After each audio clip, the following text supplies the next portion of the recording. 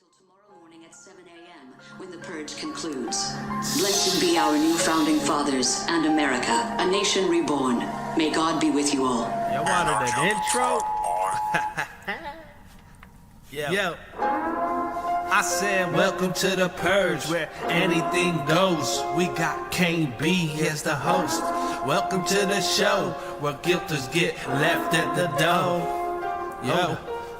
Welcome to the Purge, where anything goes. We got Kane B as the host. Like, welcome to the show, where guilters get left at the door. And pro-burgers got all the evidence the state didn't want exposed. I said we are the news. Fuck Greg Hughes. Mainstream media is what they use. Prosecution team sucks and they may lose. And these are just facts. I just tuned in, listening to JJ Vance. I'm spitting facts. That's Operation GCD. This the show they don't want y'all to watch, so it might be buried in your feed. So make sure you subscribe to the Purge, where you may not leave. Yo, welcome to the Purge, where anything goes. We got Kane B as the host. I'm like, welcome to the show. Welcome to the show. Welcome to the show. Welcome to the show. I'm like, welcome to the Purge, where anything goes. We got Kane B as the host. I'm like, welcome to the show, where guilters get left at the door. And pro-burgers got all the evidence the state didn't want exposed. Welcome to the Purge. Yeah. Welcome to the Purge. Yeah.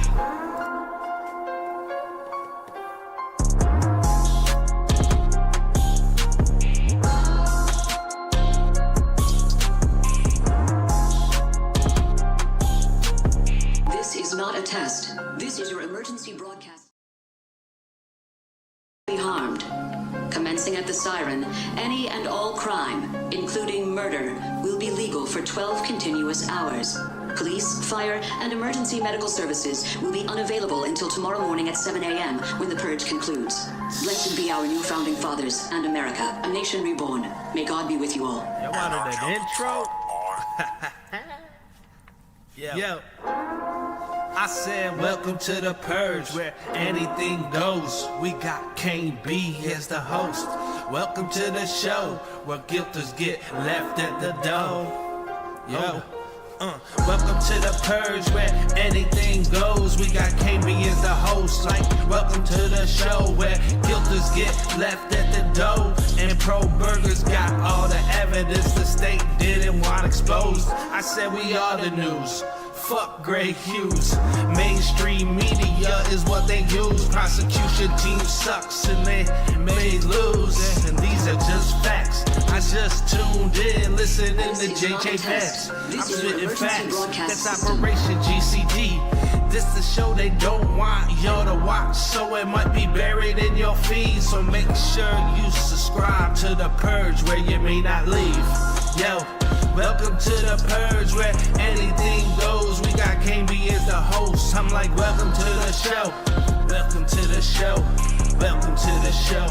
Welcome to the show. I'm like, welcome to the Purge, where anything goes. We got Kane B as the host. I'm like, welcome to the show, where guilters get left at the door. And pro-burgers got all the evidence the state didn't want exposed. Welcome to the Purge. Yeah.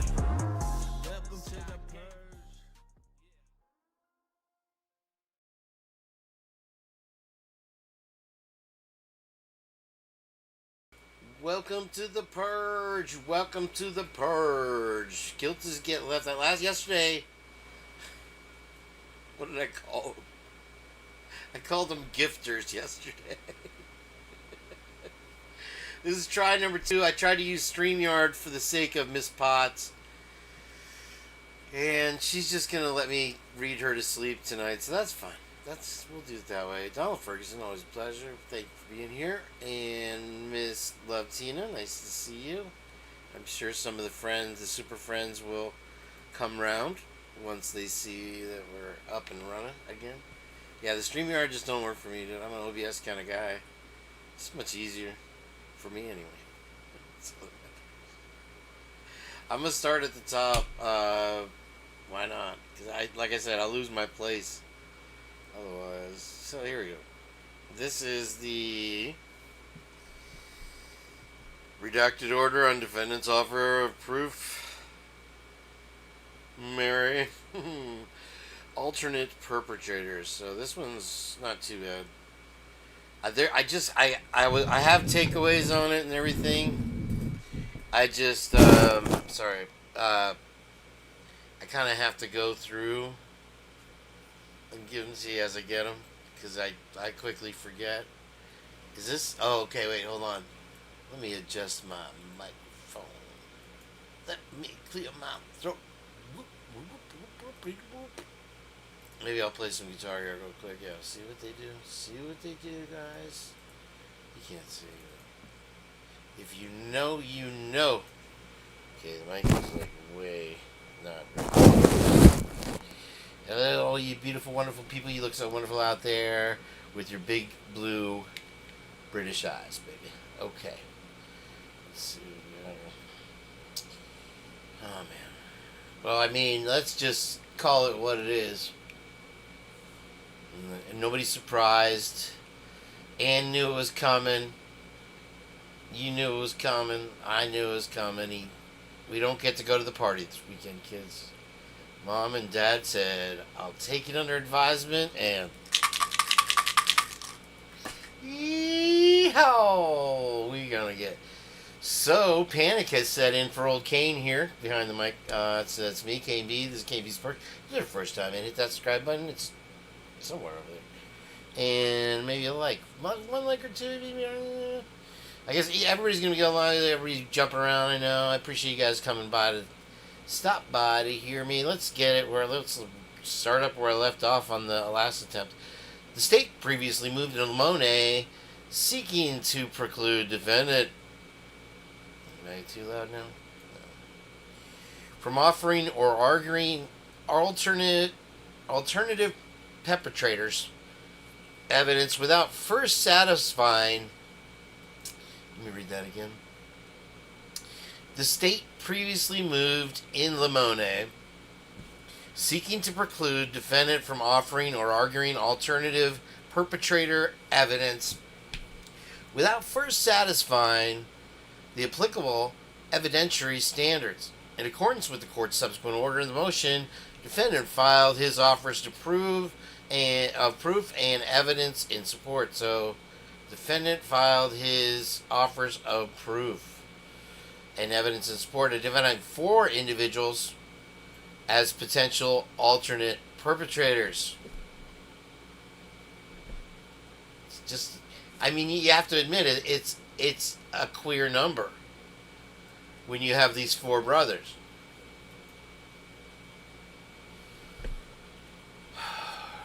I can't with this judging. You know, I was on another program yesterday. Batshit crazy. The gifters. Yeah, that's right. Gifters, I call them. It's the grifters. Grifters and guilters are gifters. You can't say bomb on a plane. Alright.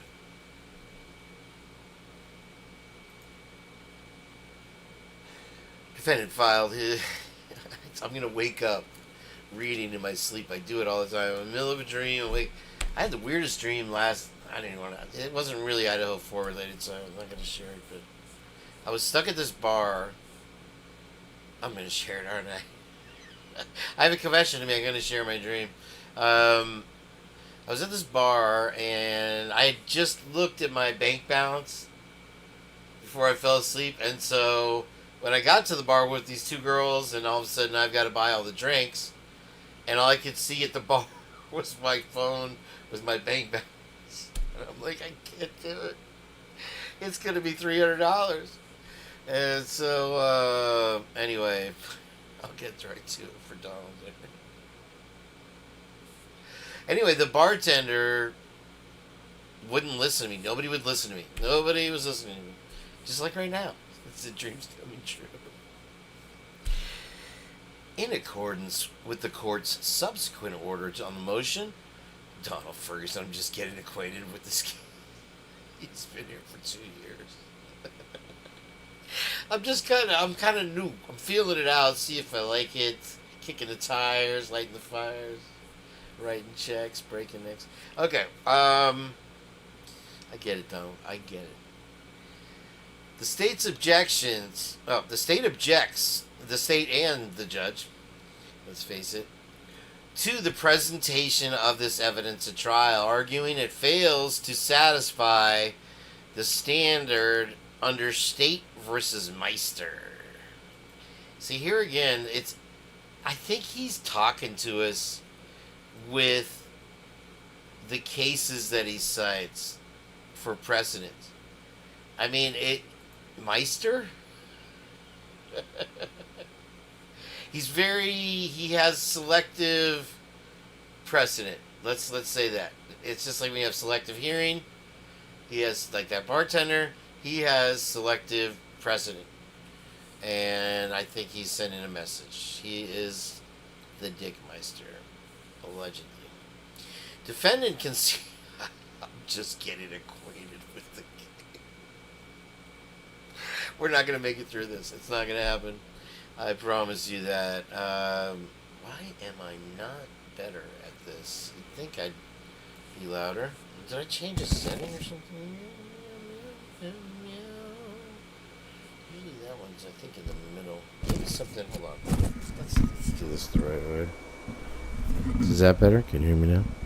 I wonder if it's still... See, this is what I should sound like. All sexy and deep voiced. Let me just double check and see. Welcome to the Purge, where guilt is get left.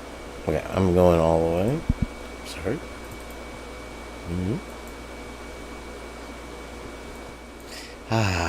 That's where I like to be right about there. Donald's just getting acquainted with the case. His toes got me all excited. Sorry. All right, here we go.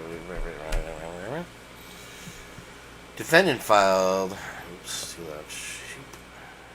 Defendant. There. Check. 1, 2, 3. Defendant connected. I'm gonna do this. Thanks, Joe.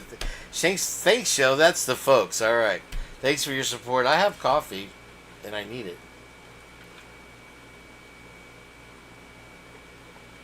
Welcome to the Purge, where gifters get left at the door. Defendant conceded at oral argument. Okay, so when you concede, that means you lose. At this point, his proffer is not sufficient to pursue an alternate perpetrator. So that must have been part of the sealed hearing there. I didn't hear anybody else that I heard read this document mention that. So the defendant conceded at oral argument that at this point his proffer is not sufficient to pursue an alternate perpetrator conspiracy theory at the outset of the trial, but requests latitude in cross-examination of the state's witnesses to try to establish additional evidence to satisfy the Meister standard.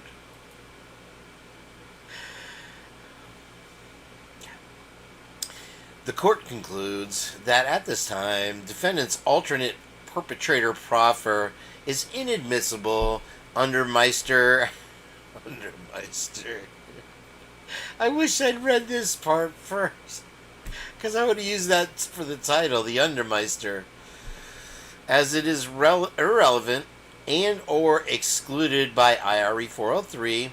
However, this does not foreclose defendant from cross-examining law enforcement regarding the reasonableness of its investigation and its follow-up on plausible leads. Go ahead and ask. You can ask them. Just don't offer any actual proof yourself. The Meister, the Undermeister. Like, somebody type that in the chat so I remember it. So far, I don't think we're going to get a copyright where I have to delete the chat. As soon as JJ gets up here, that would be in trouble. Trial courts have broad discretion He's using it as broadly, as big a stroke as he can wave, my friends. In the admission of evidence at trial, Carlson versus Harris, 140 Idaho, blah, blah, blah. A trial court acts within the bounds of its discretion when it correctly perceived the issue as one of discretion.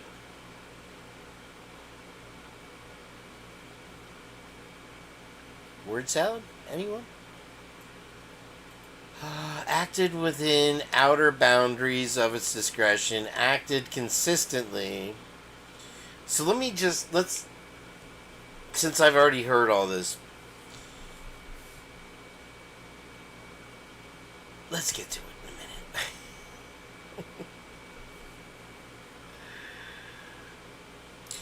The seminal Idaho case on the admissibility of alternate perpetrator evidence is Meister supra prior to Maestra. A defendant wishing to present such evidence at a trial had to first present proof of connection with the crime. Such a train of facts or circumstances as tend clearly to point out someone besides the accused. If he put as much work into reading what Anne wrote and listening to what she says in court as he does in his analyses here, in his little introduction, we might be getting somewhere, but he can't be bothered with that. He's got smaller trials to deal with. He doesn't really want to be here.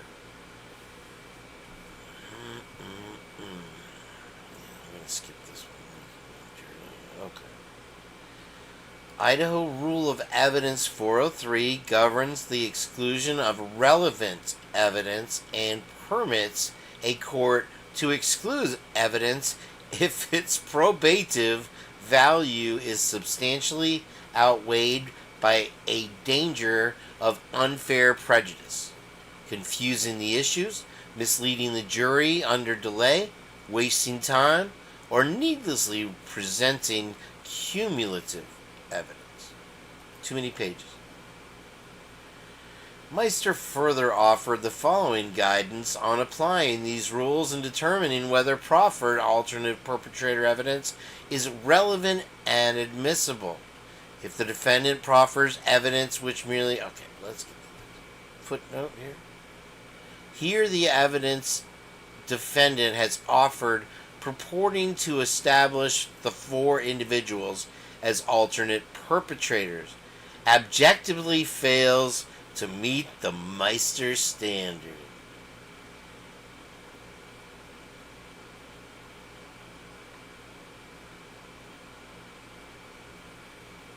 Ooh, further it goes on. Namely, the evidence is entirely irrelevant. He goes on, nothing links these individuals to the homicides or otherwise gives rise to a reasonable inference that they committed the crime. Indeed, it would take... I can just see him writing this. He thinks he's like George or Alexander Hamilton or something. It would take... It would take nothing short of rank speculation. Rank? Interesting. By the jury to make such a finding. 3 of the individuals were each socially connected to one or more of the victims. Well, he knows something. He knows something. Good for you, Mr. Hippler. Oh, Stephen, how did you know that? But you don't seem to know anything else about DNA or whenever the defense brings something up. But he knows that they were socially connected. Interacted with one or more of the victims at social events in the hours prior to the HOMICDE.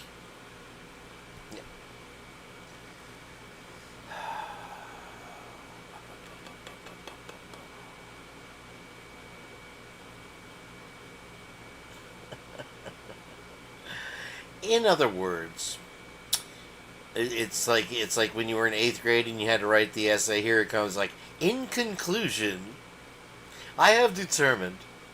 In other words, Chambers indicates that due process requires hearsay rules to bend to evidence directly bearing the determination of guilt. It does not hold that unreliable evidence may be admitted simply because it may be relevant to the defense's case. As the court later stated, the accused does not have an unfettered right to offer evidence that is incompetent, privileged, or otherwise inadmissible under standard rules of evidence. Montana versus Egelhoff from 96. He's digging deep. Okay, so this part is a footnote. They're talking about the alternate perpetrators. So here is where is it? Interesting. I would assume that this is number 1. And then here's number 2. So what does it say here? Alternate perpetrators such as one of the frat boys were at the grub truck with them and shook their hand and gave them some type of substance and then followed them home, so that was okay. And then over here they got maybe one of the boyfriends. I don't know. Anybody got any Mad Libs for me on that? It was your idea, Jussie. That's a lot to Mad Lib. So you have to just Mad Lib the whole thing. There's no Mad Lib. It's just, I can just look how angry. Look at the wiggles. He double did it too. Okay, so he does it with the marker, and then somebody goes over with the thing, because a lot of times with Sharpie you can see through the thing. Now this one doesn't have the black stamp over it. You can't really see. It looks like he used a old school ink pen. And furthermore, they lived within walking distance of the crime scene. Well, oh my! Then they should be completely exonerated if only BK had lived within walking distance of the crime scene. My gosh, he had to drive over there, so he's guilty. And we're familiar with the layout of the victim's home from prior social events, which is what was saying. While perhaps this evidence could suggest an opportunity to commit the crime, oh, so it's possible. So there's a chance. So you're saying I got a chance. Which, no doubt, is an opportunity shared by dozens of others in the victim's social circus. There is no compelling evidence that any of them had a motive to unalive the victims, much less physically harm them or a means to do so. Further, there is no evidence connecting them to the crime scene except for the DNA, which you're using DNA SBK, but not these guys. No. They lived close by. That's literally what he's saying, that they knew their way around the house, they lived close by, and they were in the social circles. That totally exonerates them. I mean, gosh, what a case he makes. This guy, I mean, he should write law books. I'm calling, you know what, I'm calling Stetson University and make sure they get a hold of this guy's documents, because what more could you want from a law professor than to read this? This is hard-hitting facts. They had no physical means, much less physically harm them, or a means to do so. And there's your detective work, right? Motive, means, and weapon. Means. They had the ability to leave their YouTube running in the room, go do something in 19 minutes and run back, as we see in the Banfield camera. Maybe, who knows? But then again, along came Molly. Thank you for being here, everybody. Let me get caught up on the chat here since I'm home. The yellow brick in front of the yellow brick road. Leslie and Billy Gill. To know Ray all the way from across the I wanted to say continent. So now.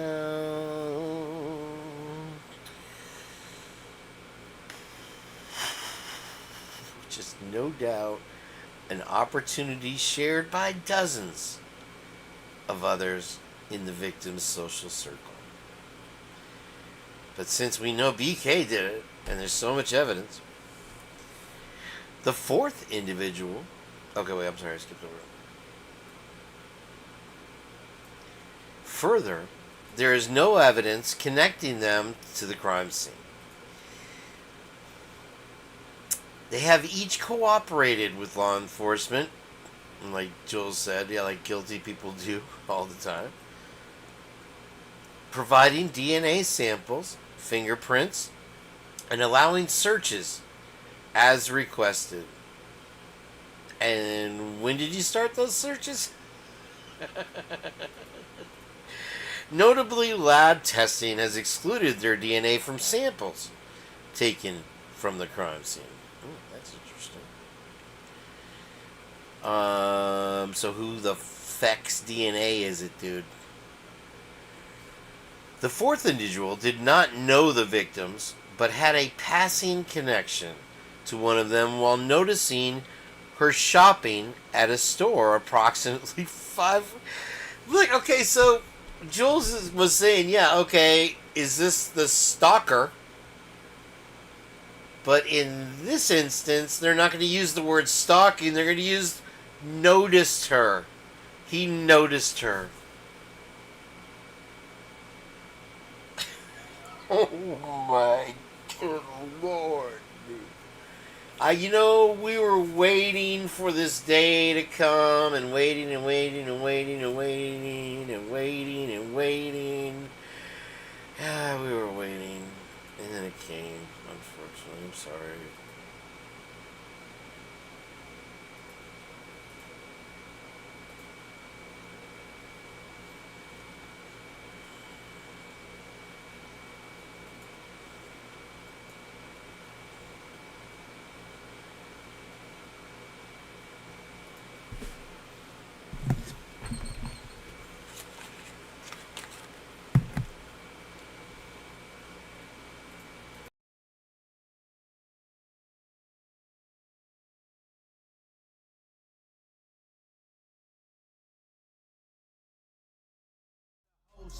Welcome to the show where guilters get left at the door and hold on, I thought you guys could hear that. You gotta listen to this. Until tomorrow morning at 7 a.m. when the Purge concludes. This Blessed be our new founding fathers and America, a nation reborn. May God be with you all. You wanted an intro? They copyright strike me for that opening. Yeah. I said, welcome to the Purge, where anything goes. We got Kane B as the host. Welcome to the show, where guilters get left at the door. Yo. Welcome to the Purge, where anything goes. We got Kane B as the host. Welcome to the show, where guilters get left at the door. And pro burgers got all the evidence the state didn't want exposed. I said we are the news. Fuck Grey Hughes.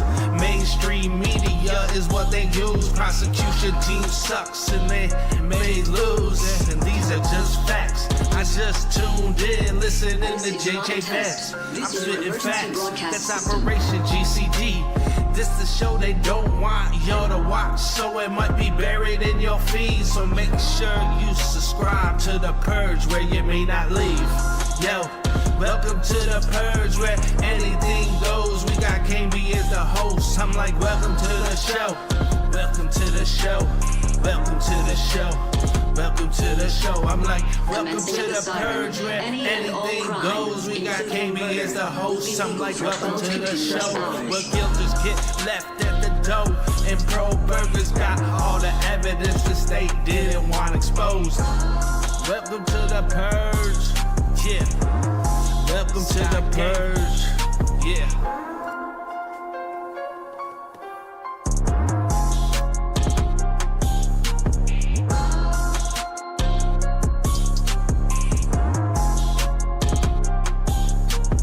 This is not a test. This is your emergency broadcast.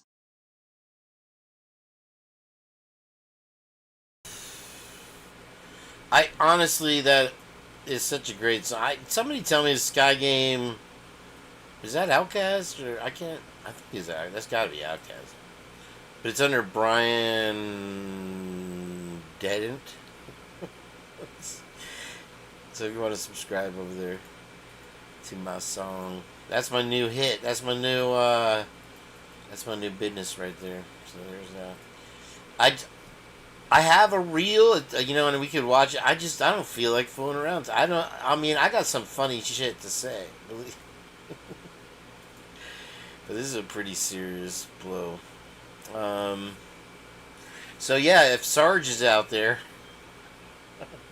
do you still think Hippler is fair and balanced, like Fox News over there?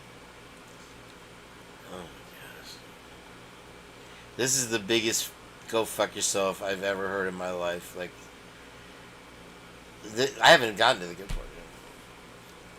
The fourth individual did not know the victims, but had passing connection to one of them. It wasn't me. I didn't. I have a gray Hyundai with bushy eyebrows, but I swear I'm innocent. When I go to Idaho, we'll find out. This is where I'm really nail biting because I was hoping for the extension so I'd have a little more time to get caught up. But you know what? Sometimes you just gotta do what you gotta do. So I'll be there. He followed her briefly out the exit of the store. It's still not stalking. If anybody in the chat says it's stalking, you're done. He followed her briefly. But he couldn't possibly know. While considering approaching her to talk, he turned away before ever speaking to her. The event was captured on a surveillance camera that they have a camera of. Subsequently, cooperated with law enforcement, providing his phone number and DNA sample. Good guy. Good for him. As with the other alleged alternate perpetrators, lab reports excluded his DNA from the samples taken from the crime scene and victims, and boy, he sure is informed today. And victims, and there's no evidence connecting him to the crime scene. Jay Jorgensen is not a stalker. I don't know. Fill in the blanks here.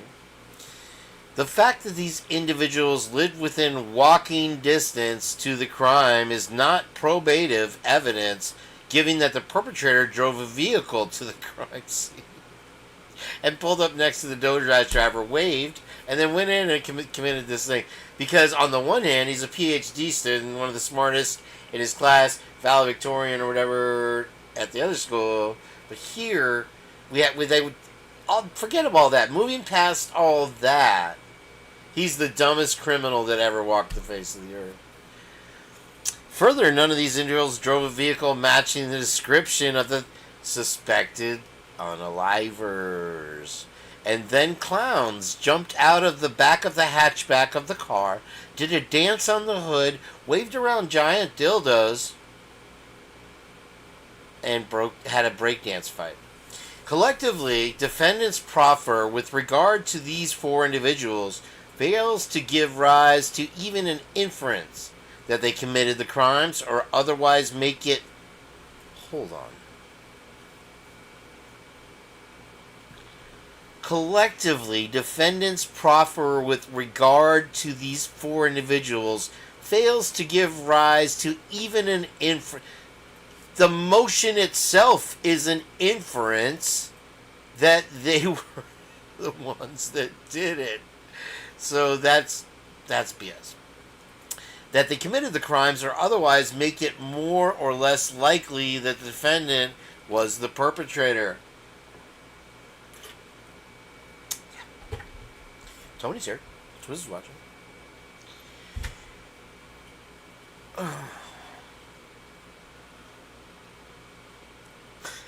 This person. Defendant has provided no probative, admissible, significant evidence of motive, but the state hasn't either, but that's hunky-dory. Ill feelings means presence at the scene or any other connection to the crime that could possibly move the ball. Football reference. Interesting. To the extent it supports an alternate perpetrator conspiracy theory. At best, defendants offer of proof can give rise to only one wild speculation that it is possible any of these four individuals could have committed the crimes, which is inadequate under Meister. The Hermann Meister. What is that? Meisterbrow, the beer, was like the cheapest beer that the bums drink. Oh man. Again, mere inferences that another person could have committed the crime will most likely not be relevant. Meister 148. In other words, it is not sufficient for a defendant to merely offer up unsupported speculation that another person may have committed the crime, which is all the defendant has done here. Unsupported speculation. Where was that?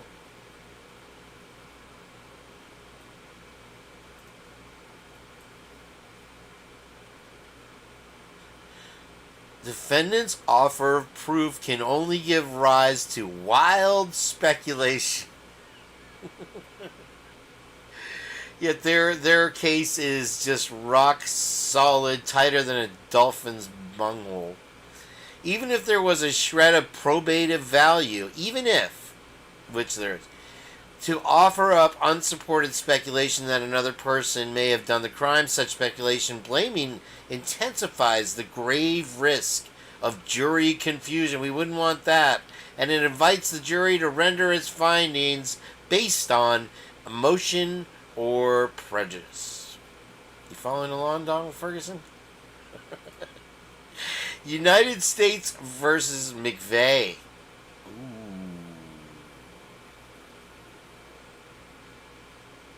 Wow. Wow. JJ, where's JJ? I need my JJ. Where my boy JJ at? I can say it. I'm trying to. They're so far up my bung that I'm trying to be Thought Riot podcast with the words, because every show it's like I have to do all this stuff to make it okay to make the $2 that they give me for. Oh my. So I'm just trying to avoid that altogether. Thank you though. I appreciate it. Tara, nice to see you. Wait, boy.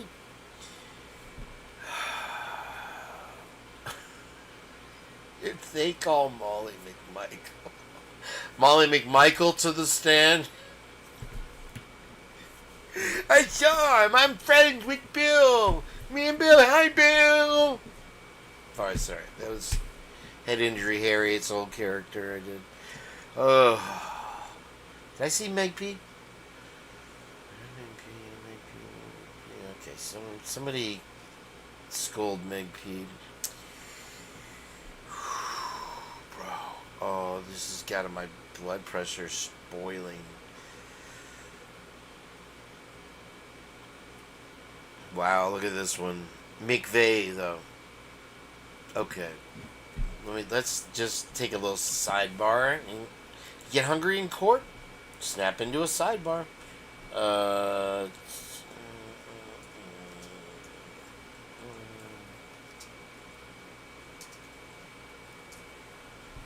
I think I'm right. Sounds about right.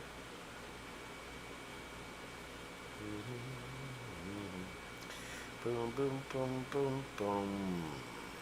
Yep.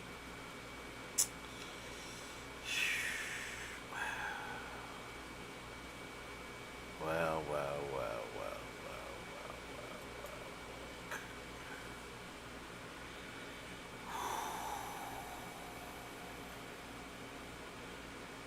Do do do do do do do do do.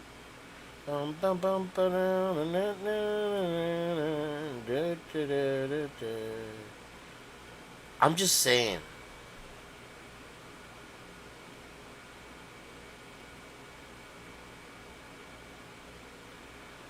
Even if it's not McVeigh, was it United States versus McVeigh or was it Oklahoma City? That's what I'm trying to figure out. I swear if he cited that case, if that's citing this case, I'm going to lose it. I'm going to lose my ever-loving.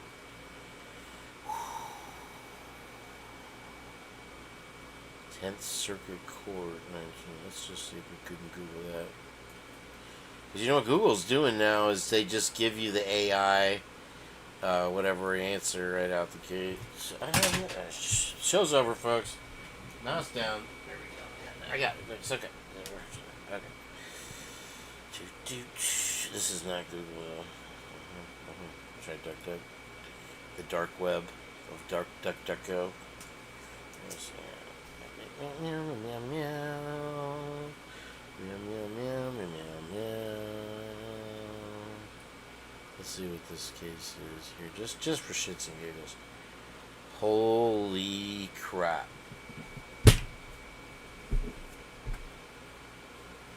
I gotta go, folks. That's all. Say goodnight, Tony. Good night, Tony. Wow. Where is JJ? Is JJ here? He's still doing his show. He's gonna love this one. Champagne supernova, and just sing. Let my singing soothe you. Let the words. Oh my gosh.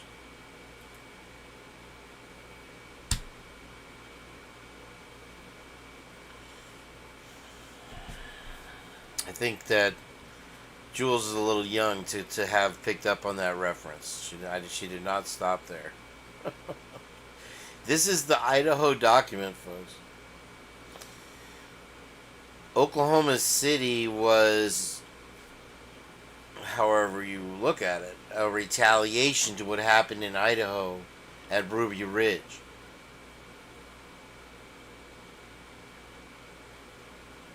Now, in the Brian Koberger PSYOP case here, you have a judge citing the Timothy McVeigh case in this devastating document of total. And I know Heather was saying, or I mean, somebody, it might have been Don, appeals. And like I said, once you have that conviction, it's hard to overturn. Oh my God, dude. I don't say that very often. Please. Likewise, here, okay, so United States versus Timothy McVeigh. I told you, he's got very selective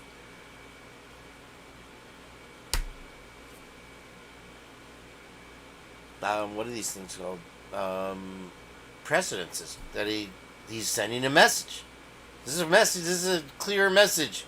I'm not a lawyer and I'm not the vice president, but I'm also not an idiot. United States versus Timothy McVeigh? That's a federal case, first of all. Federal. Oh my God. Likewise here, I think I have to break something. The cello's already broken. Should I break the cello more? I like the cello. Golly. For the sake of Pete.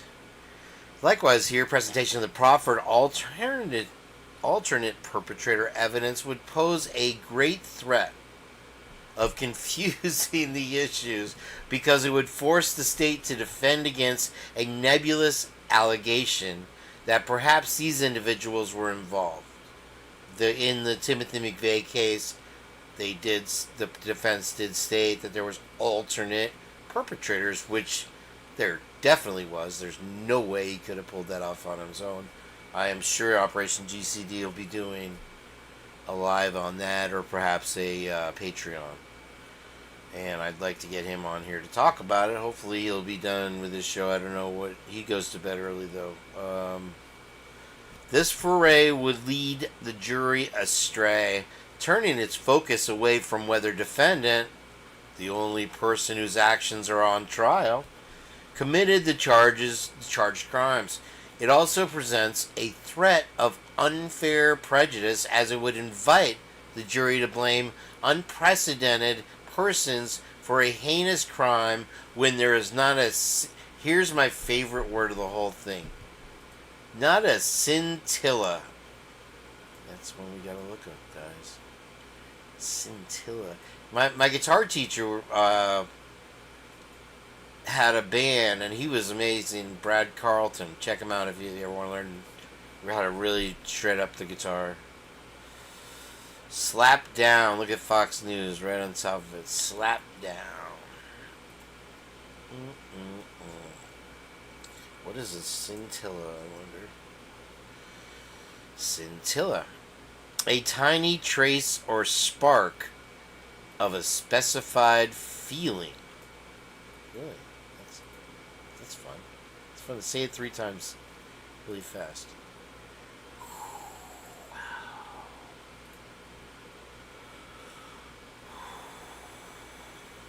It also represents a threat of unfair prejudice, as it would invite the jury to blame unprecedented. How is to have a precedent is a noun. So you put 2 nouns together because an unprecedented person is not an adjective to describe a person I was unprecedented. I was unprecedented at this trial. What the he is like... He's a really intelligent idiot. Persons for a heinous crime, allegedly. Heinous crime when there is not a scintilla. Again, that's a tiny trace or spark of a specified quality or feeling of competent evidence connecting them to the crime. Not a scintilla. He's pounding his fists on the desk. Finally, it would do nothing more than waste the precious time of the jury and the court in what is already a scheduled 3-month trial. I don't want to waste their time with finding the real perpetrators. Nonetheless, the court's ruling does not preclude defendant. I mean, the fuck yous get kids go to bed stronger as we go along. It starts off, this is like fuck you light right here, and it's like goes to fuck you medium, and then it's full blast at the bottom. Check it out. Does not preclude defendant from confronting and cross-examining the state's law enforcement witnesses regarding the thoroughness of the investigation. Yay! Get up there and ask away all you want. And it's going to be Iran-Contra, baby. I don't recall. I don't remember. I wasn't there. Can you define the... Oh, man, they're burying it. They're burying it really obvious, dude. I mean, Anjanette Levy was even just like, what the fuck is this? I think she even said F. Indeed, the Idaho Court of Appeals recently found in an unpublished opinion that questioning a detective about failing to follow up on other plausible leads was relevant to alternative perpetrator analysis. It's relevant. We agree with Emerson. What? Emerson? What the fuck are you talking about? Hold on, let me read this side note. At the state's notes, none of the 4 individuals drives a car that could be mistaken for a Hyundai Elantra. State's objection. Okay, that precludes Jack DeCour. What doesn't it? Because he does drive one that fits the description. I don't know if it's whatever it is. Whatever, dude. This is whatever. Meister Bra. Unpublished opinion. Selective precedence with Meisterbrow. Come on down, visit Timothy McVeigh in his unmarked grave, say hello to the feds, and let's keep reading. It just gets more fun as it goes. We agree with Emerson, whoever the fuck, what the... Unpublished. So don't try to find it. It's unpublished. Somebody told me Kane green was the best. Green Kane, or now I'm red Kane, orange Kane. You put it in the chat which green you prefer, or color you prefer. I don't know. We agree with Emerson. Is that the radio maker? You know, they make Emerson radios. Who do they agree with? What are they talking about? That a relevant line of inquiry. Okay. Indeed, the Idaho Court of Appeals. So he's already citing an appellate court. It's appellate.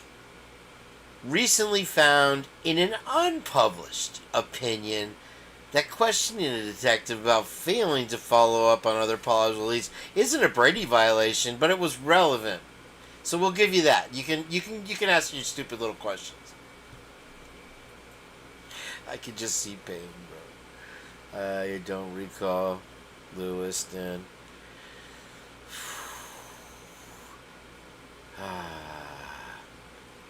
Explore that cross-examination, baby. Plausible investigative leads about third parties were ignored and overlooked. Hold on a minute.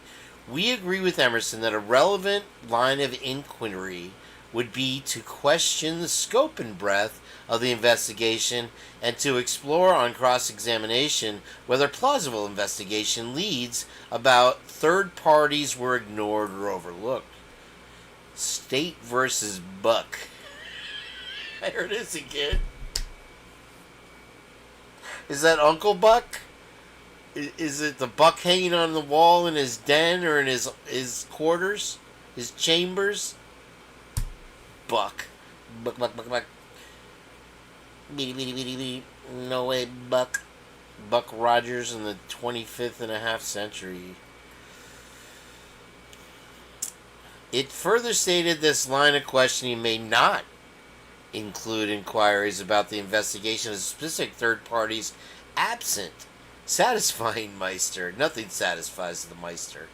While evidence challenging the thoroughness and reliability of the investigation might be probative, questioning whether law enforcement investigated specific individuals with no connection to it provided no probative evidence.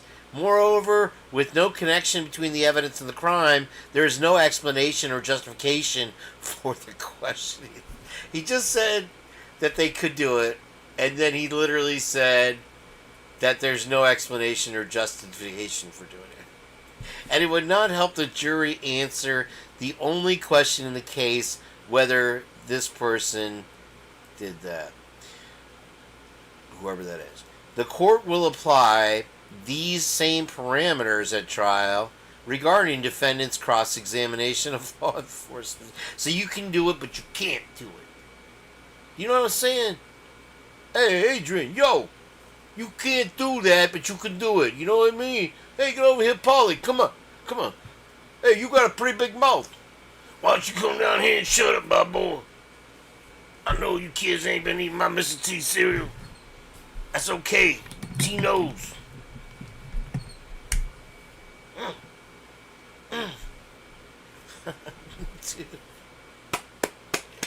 Well played, Hippler. Well played. This will stand up very well. You literally cited Timothy McVeigh. That is just absolute boom. Wait till you see Muse. I don't know if we'll get to Muse. We're going to take a Muse break. And the Muse is not good. But it'll be fun. It'll be a fun distraction from all this.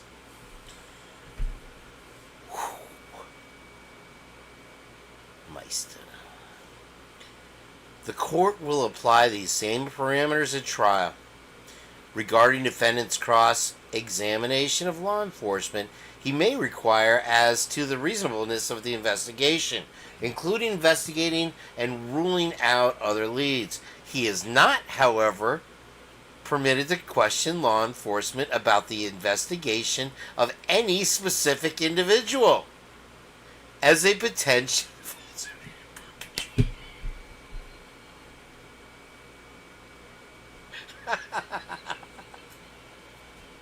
You can't write this, folks. Kane B. reporting for duty, sir. Becky. Right. Pamela Smith. Hello. Based on foregoing, defendant's offer of proof, alternator perpetrators is denied. Look at that. He not only put it in caps, he changed the font size. Denied. Because it's Hippler's word. One Hippler to rule them all. It is so ordered. Look, it's even bigger. The dated isn't even as big. Holy macaroni, Batman.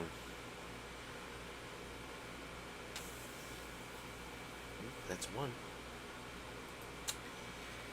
Oh, that's distressing. How long is this one? Ooh, it's a good fat one. Okay, here comes some Mad Libs. Should we jump right to the Mad Lib part? Probably be the most fun. How big can you go? How low can you go? Let's see what we got here. I'm gonna do my big fat head for you guys. Redacted memorandum decision in order on defendant's motion to continue. Today was the day we got this, so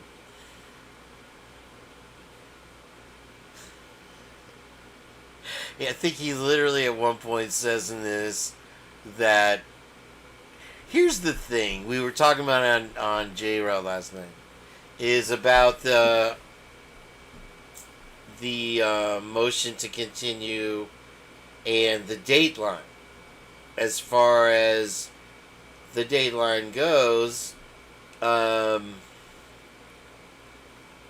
they had a week at least where they ran the trailer for that program, and the court had every opportunity to shut that down, but they went ahead and let it play on that Saturday or whatever it was. You follow? So if it was going to be a problem with the things that were in that, they could have said it falls under the non-dissemination order and shut it down. And then also now they can't find who leaked it. They don't know. And I'm like, oh, go to Dateline. Or somebody's like, well, Dateline doesn't reveal its sources. Well, guess what? In a murder case, you have to reveal your sources, from what I understand. Because that's how they got Apple to finally give up, not their code, but a person that used one of their phones that was supposed to be under the privacy of Apple, which never existed. And then the NSA broke their code anyway. But yeah, regardless, I'm sorry, I get excited. This is a hard one. This is hard.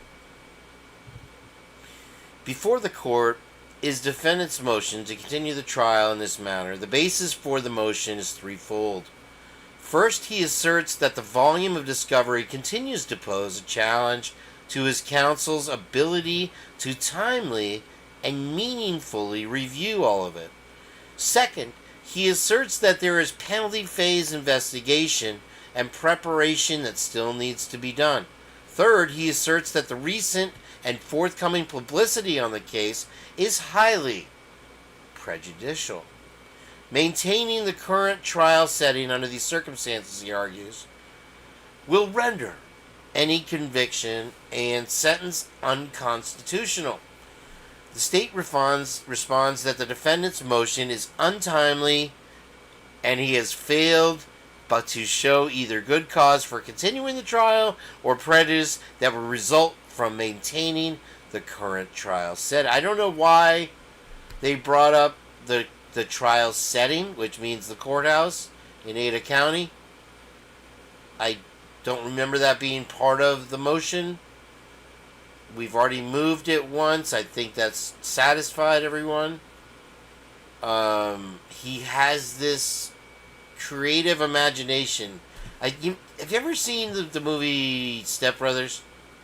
This is what Hippler reminds me of. Remember the stepdad or the dad, the doctor, at the end, and it's an improvised scene at the end at the Catalina wine mixer. He says, I see a singer and I see a drummer.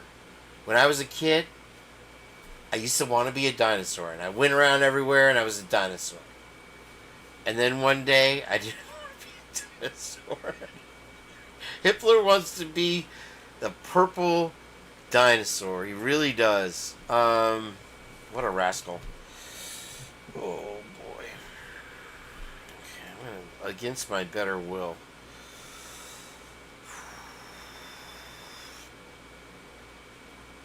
I guess he did argue that maintaining the current trial setting under these circumstances. I think that's a twisted interpretation. I honestly do.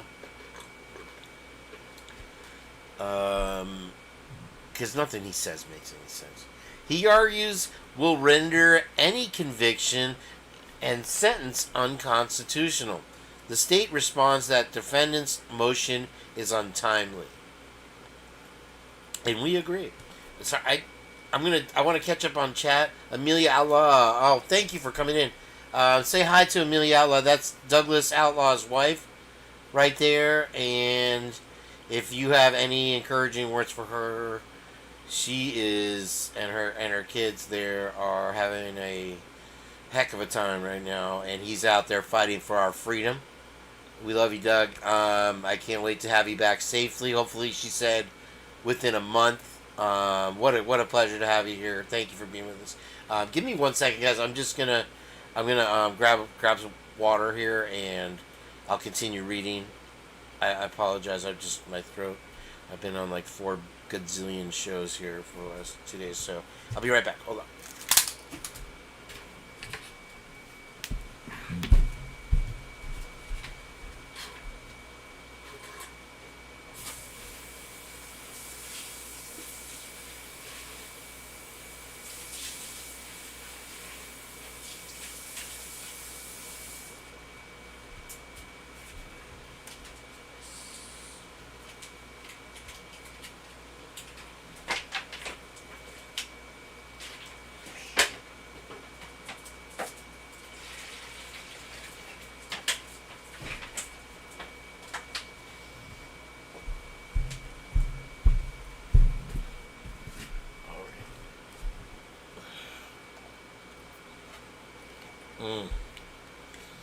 Right back to it. Let's go. Alright.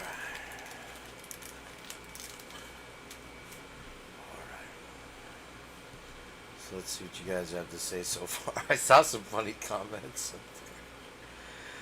That would be interesting. So interesting to hear JJ's thoughts process between Timothy McVeigh, FBI Army as he was an ex-AD. White supremacy, Ruby Ridge, gosh, I could go on, and it's just mind-blowing, right, Tammy, that he's citing that in this document that's like so crucial, of all things to cite. I mean, wow. Let's see here. Yeah, it doesn't matter. Exactly. I don't know, Tara. There's a possibility. Let's see, Pamela Smith. Hilarious. Love it. Wow. I knew they weren't going to do anything about it. Lucy's still in here. I have a question. She's going to be back and forth because Chelsea's also live reading. Amelia Outlaw. That's what got Lori Vallows removed in the Idaho case. Oh. 24th request for discovery, but the state hasn't met its deadlines, but this is way too late to ask for a continuance so that they can actually prepare for a DP trial. I mean, dude, for real, for real, for real. Oral, oh, this is where it gets good. Oral argument on the motion was held on June 18, 2025, after which the court took the matter under advisement, baby. The court finds a continuance is not warranted as the defendant has not made a showing that there is good cause to continue the trial or that his substantial rights will be prejudiced by proceeding to trial as scheduled. That's not the best part. A motion for continuance of trial is addressed to the sound discretion of the trial court. Oh, what discretion you've used. State versus Ochoa. On discretionary matters, defendant filed some of his supporting materials ex parte. While the court is not convinced that much of his filing, you're not convinced of anything except for he knows stuff. We found that out. Or appropriate to be treated as ex parte, the court will nevertheless, in an abundance of caution, issue a retracted and unredacted version of this order, with the state only receiving the redacted version. That's what Jules was talking about. Given the court is denying defendant's motion. Correctly perceive the issue as one of discretion. Act within outer boundaries of its discretion. Act consistently with the legal standards applicable to the specific choice available to it. And reach its decision by exercise of reason. Lundberg versus My Fun Life. Okay, I rest my... Good night, folks. Thank you for tuning in. We solved the case. Lundberg versus My Fun Life. I'm just saying. Where's Howard Bloom? Under Idaho law, a criminal defendant seeking a continuance of trial must demonstrate that his or her... Lundberg versus My Fun Life. You can't see it. Hold on, my stupid big head. Sorry. Where is it? Oh, now you can't see it. There it is. Lundberg, Looney Bird versus... There's my next thumbnail right there. Looney Boy, Looney Boy, Looney Boy versus My Fun Life. He hates his life, dude. Hippler cannot stand his life. He hates it. He can't stand it. And there it is, dude. Selective. I can never remember the word. Selective prejudice. Under law in Idaho, a criminal defendant seeking a continuous trial must demonstrate that his or her substantial rights will be prejudiced absent a continuance. State versus Cagle. Cagle. I swear he was talking to me when he said, what was it, chicanery. Come on. After the thumbnails I've done of him, I've gotten his attention. They look at this shit. Oh, what do they do with my face now? What did they do? What body did they put me on? Well, Hippler, we put you on Hitler. We did. And now you're going to be doing a Kegel with a Kegel. Unless an appellant shows that his or her substantial rights have been prejudiced by reason of a denial of his or her motion for continuance, appellate courts can only conclude that there was no abuse of discretion. He's totally pissed off about the leak, but the appellate did not show any abuse or of discretion. Trial judges necessarily require a great deal of latitude in scheduling trials. The burden of assembling the witnesses, lawyers, and jurors at the place and time for trial counsels against continuances except for compelling reasons. There are no mechanical tests for deciding when a denial of continuance is so arbitrary as to violate due process. So it's such a tough job for the court to get the witnesses and the lawyers and the jurors all in one place for the time of the trial. Counsels against continuances except for compelling reasons. It's like contents in can will, or what is it? Will explode upon contact, whatever.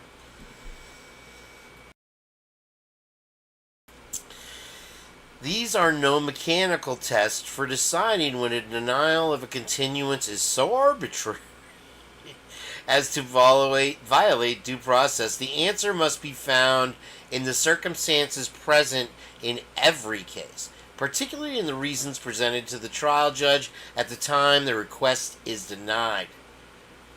Mater of Doe? What? The best part of this document is the cases he's citing.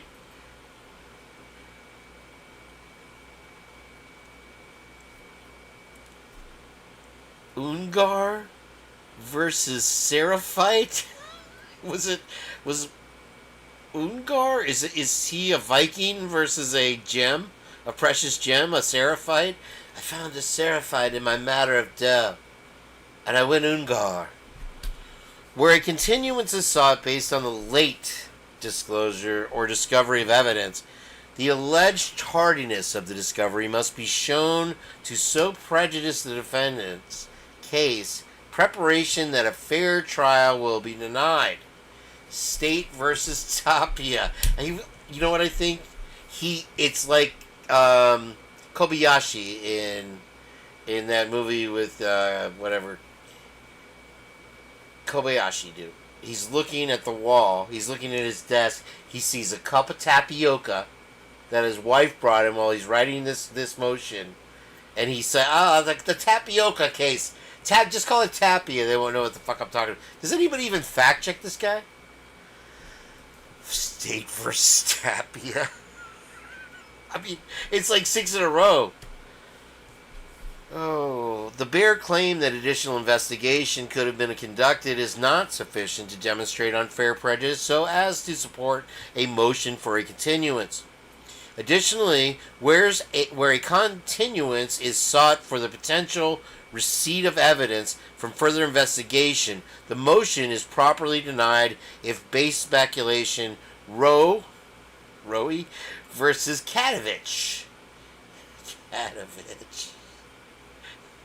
Cat, he looked at his cat, he saw the cat. I'm telling you, dude. Tapioca cat.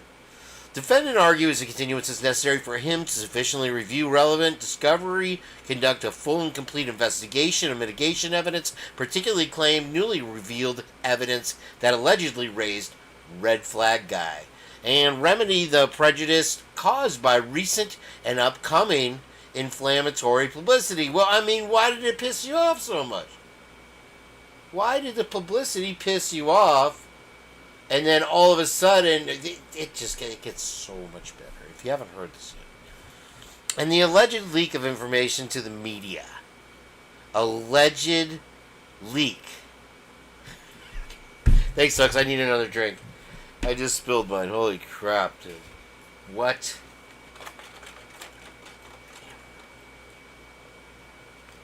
That's the one that set Jules off right there. Kaboom. An alleged leak. The one he lost his it over is now an alleged leak. Welcome to the Purge, everybody. Hit that subscribe button if you're new to the Purge. Jump on in the chat. Me, don't bite. And I think the like button is just about right there. Wowzers. Alright, let's read that whole paragraph again, I think is worthy. Defendant argues a continuance is necessary for him to sufficiently review relevant discovery. I'm not a crook. Conduct a full and complete investigation of mitigation evidence, particularly claimed newly revealed evidence that allegedly raises red flags, and remedy the prejudice caused by recent and upcoming. So there's another, like a Netflix or Amazon thing coming up, and they have from now till it's released to stop it. But you're telling me there's nothing the court can do? They just wait for it to happen and then get upset? With the Dateline thing, they could have shut it down before it happened. Then there would have been nothing to be upset about. There would have been anything for them to fight about. Nothing to fight about. Publicity and the alleged leak of information to the media. Moving forward with trial, he warns, will violate his rights under the United States and Idaho constitutions to due process. To be free from cruel and unusual punishment, to a fair trial, to effective assistance of counsel, to present a defense and confront witnesses, and to be fair, reliable sentencing determination. Absent from defendant's materials, however, is any good cause. There's nothing good in there. I hated every minute of it. It wasn't Meister material. It wasn't Meister worthy. Dun-dun-dun-dun. Absent from defendant's materials, however, is any good cause for the continuance or legitimate showing of prejudice, the trial proceed as scheduled. Defendant has not demonstrated a continuance is warranted to review discovery. Defendant first contends that the vast amount of discovery in this case renders it impossible for the defense team to review the necessary and relevant discovery in a manner that allows it to be comprehensively integrated into his defense. He further argues, without any support or explanation, that there are He further argues, without any support or explanation. I'm going to assume that she oversplained it, because in every document, more or less, she's going over the page limit, and everything's like very thorough. But he didn't demonstrate one little iota, or what was the word he used up there? A scintillion of evidence? A scintilla. A scintilla. Scintilla. I'll write that down. Scintilla of evidence. What do you think, Tony? It's going pretty well so far, huh? I agree. Okay. This guy's a comedian, bro.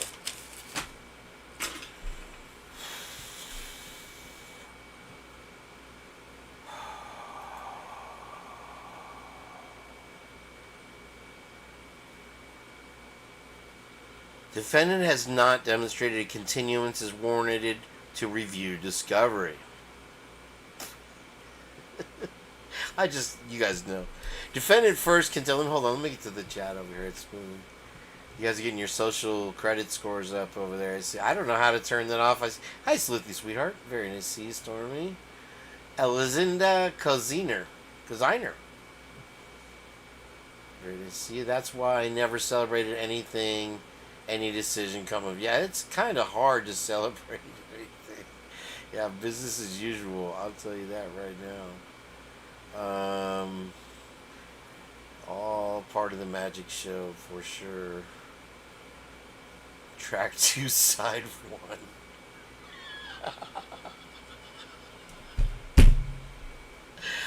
Oh, from that PCA mess to everything happening now, I've never seen this much BS in one case. You couldn't.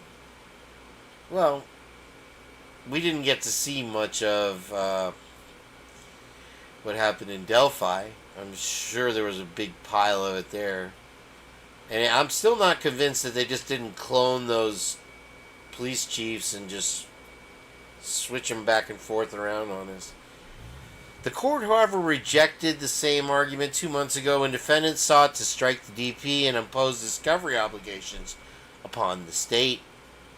In its order, the court observed the utter lack of any proof supporting defendants' accusations of discovery violations by the state. More importantly, the court found defendants' complaints of being unable to meaningfully review discovery entirely unconvincing, pointing out that counsel struggled to articulate in any meaningful way what evidence, let alone relevant evidence, counsel had been unable to review over the last 2+ years, and why efforts to facilitate discovery review were not made long ago through this court and or resource judge. So here's a question. He has been in this jail for 2 years with little to no evidence. They have a movable object that for some reason they shot to the moon to find any speck of anything on, went to outside their own standards to investigate it. And they have 4 pieces of real evidence, but because the people submitted to tests and they found out it wasn't them, they just let it go. He uses the word prejudiced a lot, and if I may submit, he is prejudiced against this defendant. And I think he's making that clear. He's like Steve G with his little subtle hints of t-shirts and hats. Defendant specifically cites the 5th blah blah blah blah. Court has found no such violation. You can all go F yourselves. I get it. Order on defendant's motion to strike DP, blah, blah, blah, blah, blah. Defendant's second round of this argument fares no better. 8th grade essay writing right here, guys. He again and in conclusion, he again fails to identify any relevant discovery that his counsel is yet to review. He also he can just say whatever the fuck he wants. That doesn't mean that it's true. Because he didn't listen to her. He didn't really read what she wrote. He just said, it fails. Failed. Boom. Fail army. Boom, boom. Get out of here. Go fall off your trampoline. Any relevant discovery that his counsel is yet to review. He also fails to identify... How can he identify what he doesn't have? He also fails to identify any steps his counsel has taken, particularly since the court's prior order, to aid in processing the yet unreviewed discovery. The court aided him. I want out of this place. Can't do this anymore. Moreover, he does not explain why he waited to seek continue. Why? This is the best. I need a donut.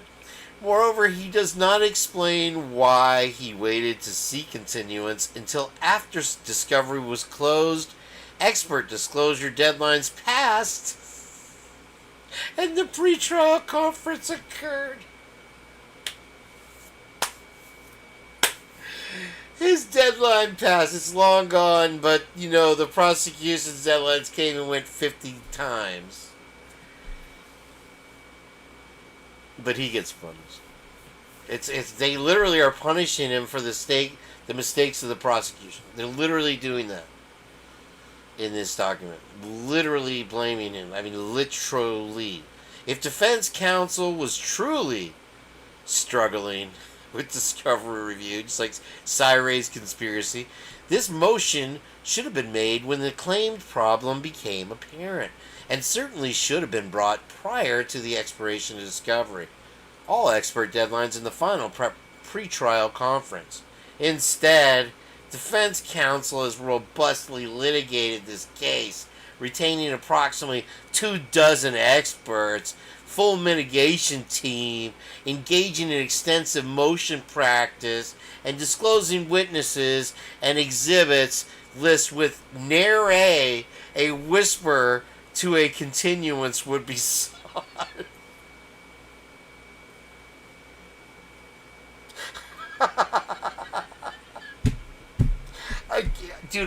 I could seriously go to the Comedy Store with this routine. This act is, it's what do they call it? It's when you're blowing up as a comedian, killed. With more, the court can only conclude that defense counsel is using the volume of discovery measured in terabytes as a tactic. Here we go. I called it. I told you. And if the those damn jurors find him not guilty, he got off on a technicality. I've seen it a million times, kids. Let's read that one again. It's just juicy. Juicy. Without more, power slide. Alright. Without more, the court can only conclude that defense counsel is using the volume of discovery. So, here again, they've turned it around. They throw 67 terabytes at them, still withholding discovery, in a completely disorganized fashion that is not a proper presentation of what you have, which you shouldn't even be able to figure it out yourself with the way they presented it to her. And they're blaming her. Okay? They're saying that, oh yeah, we did give her all that, but you know what? Most of it's irrelevant. Don't worry about the irrelevant stuff. You don't need that. We decided it's irrelevant. It's just like what they let them decide whether or not the police had violated any of the policies. The police policing themselves. And they just let them off the hook. Of course. Of course. As a tactic to delay the proceeding at the 11th hour, simply for the sake of delay. I can't read it with a straight face, bro. Rather than a legitimate threat of prejudice, there it is again, to defendants' substantial rights. They should add this to the First Amendment of the Bill of Rights of the Constitution right there, that beautiful line. Perhaps even more problematic and more telling is the utter failure of defense counsel now or at any time to specify not only what needs to be reviewed, but importantly, that's important, when that review would be complete and defendant ready for trial. Instead, defendant seeks an unbounded, there's a nice footnote there, continuance with no apparent plan to complete the review of unspecified evidence that counsel claims it is yet to review. This is not sufficient to warrant a continuance. Strike three. Let me see the chat. Meanie weenie. They live, my friend. I live.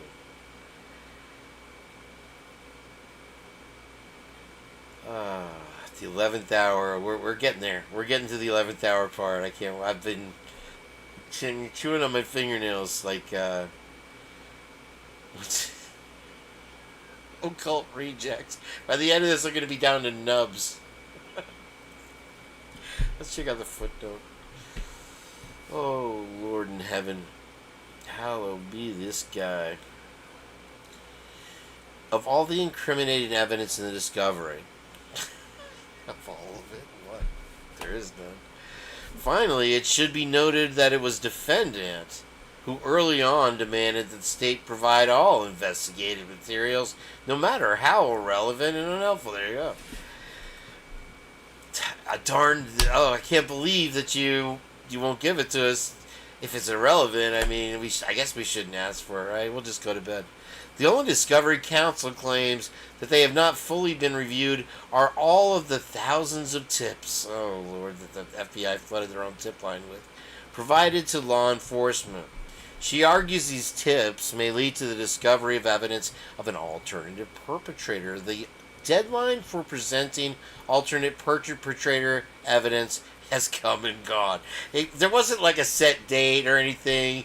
He's just, it's way, sorry.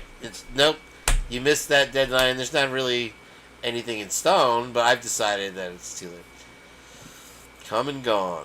Come and gone. That's what's going to happen in this trial, guys. It's going to come and go. With no motion by the defense to extend it. Further, to offer alternate perpetrator evidence, defendants needs far more than an unsubstantiated hearsay tip that another person could have committed the crime. State versus Meister brah. At the hearing on defendants, it's like the Heatmeister and Mr. Cold and Mr. Hot. Is the Heatmeister? That's what he's referring to. That's literally Rudolph the Red-Nosed Reindeer Christmas special is literally what he's referring to. And I'm not kidding. I'm not kidding. I know this judge now. He thinks out loud and he writes it down. And he buries it in legal jargon. But it's there.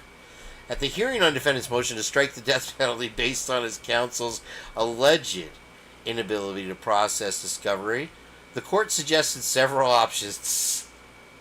Okay, here, this is a great one, because whenever you have, like, if you want to get, like, when you're a creator, or you make videos on YouTube, and shit don't work right, or shit done broke, you would think that you could just use the support line that they give you.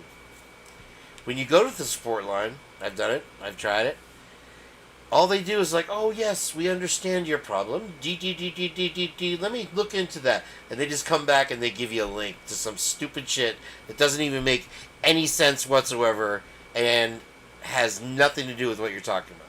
And they'll be like, that's all I can do for you today is just send you a link. So it's like literally their whole support thing is sending you links. When the court suggests several options, you know you're in trouble. Compton and Long Beach together, now you know you're in trouble. Counsel had to obtain assistance in discovery review. There is no evidence that defense counsel has executed any of these options, nor has there been any good explanation of why counsel has not sought additional resources to process and review discovery. No. Such as the tips and security videos. Again, selective security video selecting. It's like Guitar Center, Training Center. They have selective video collection selectivity. It's like fibromyalgia. It's one of those. There is no evidence the defense counsel has exercised any of these options, nor has there been any good explanation of why counsel had not sought additional resources. He literally just listed all of the resources that they've been citing, and there were too many things. They're way over the top, and now they haven't sought any additional resources because the ones we offered them were so helpful. Here's a link. To process and review discoveries such as the tips and security videos. The failure to do so suggests a recognition that the discovery was extremely unlikely to bear fruit of the devil. Now he's citing Michael Myers, from whom I married an axe on a library. Okay, continuance at his tasty, and bear fruit. Fruit. Say it with me, folks. Fruit. Relevant here, too, is the fact that defense counsel did not argue for continuance as an alternate remedy to defendant's attempt to strike the DP because of counsel's alleged inability to get through the discovery. 24, 25, 26. 5 years, Lucy, 5 years. Relevant here, too, is the fact that defense counsel did not argue for a continuance as an alternate remedy to defendant's attempt to strike the DP because of counsel's alleged, boy, he loves that word, allegedly, inability to get through the discovery. I wish somebody was counting along how many times it says alleged. alleged leak. It's comedy, dude. It's writing itself. This highlight that his claims regarding the volume of discovery, it is excessive. It's not a claim, it's a fact. Were used as a tactical sword. Ooh. Timothy McVeigh. Untethered to a seriously legitimate concern about the ability to be prepared. Continuance with no apparent plan to complete the review of unspecified evidence that counsel claims it has yet to review. This is not sufficient to warrant a continuance. Denied. Big letters. I wanted to take this over to somebody over there at Stetson and have them read through it. But since we already got Anjanette Levy on top of it, she was right there with us, I think. And very, very great read with her today. Although she did miss some of the stuff that I'm pointing out. Defendant has not established a continuance is necessary to conduct a more thorough life. Oh, this is Richie Rich right here. And you can call Cadbury over and do whatever you want. Let me get caught up with the chat. Oh, Lucy. I was thinking about it yesterday, and I think there's more that I've forgotten in this case than we even know right now. Some of the stuff that's been coming up lately, I'm like, oh my gosh, I forgot about that, I forgot about this. Hippler needs a remedial civics class and a pocket constitution. He's probably got a pocket something. Amelia, what you got there? I hope you're having a good evening, everybody. Thank you for being here with me to read this very important document today. Very thorough. Go feck yourself. Trillion. No, it's Centillion. Woke up. It's Centillion. Oh, anyway, my guitar teacher's band. I forgot what they're called. Momentum. And they had a song called Scintillation. It's the only time in my whole life I've ever heard it used. The scintillation, the definition of scintillation was on the album cover, and it means fiery, spark, or hot. Centillion. He made that word up. Tackleberry. Let's get Tackleberry in here. Alright, this one's really good. I'm going to read it. Defendant next argues he needs additional time to investigate and prepare mitigation evidence, which he contends is necessary to uphold his constitutional rights. He contends that. Let me ask you folks out there in the interwebs lands, is his argument valid that he needs additional time to investigate and prepare mitigation evidence? Or is he just contending that? Necessary to uphold his constitutional rights, particularly those under the 8th and 6th Amendments. Specifically, the defense team claims to be effective. Counsel must conduct an exhaustive and comprehensive dive into defendant's life history. For additional mitigation evidence, analyze the information. Now comes to the Mad Libs. Get ready. Analyze the information into a cohesive narrative for the jury and identify any additional behavior, cultural, scientific, or mental health experts that may be necessary to develop mitigation presentation. Despite having hired a mitigation team 2 years ago, defense counsel contends that recently discovered, boy, you can almost see that word, blank blank have raised red flags. Let's see what we can do there. Despite having hired a mitigation team 2 years ago, defense counsel contends that recently discovered... Anyone? Have raised red flags? A recently discovered pair of tits? I'm trying here.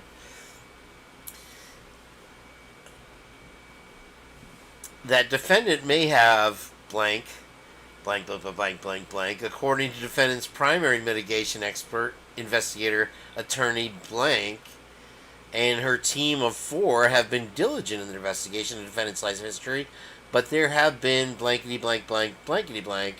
She believes that with time, she will be blank ex parte. Defendant has not demonstrated a continuance to accommodate further investigation is constitutionally required. The 8th Amendment requires that a capital defendant be allowed to present all relevant evidence in mitigation. State versus Payne. Wow.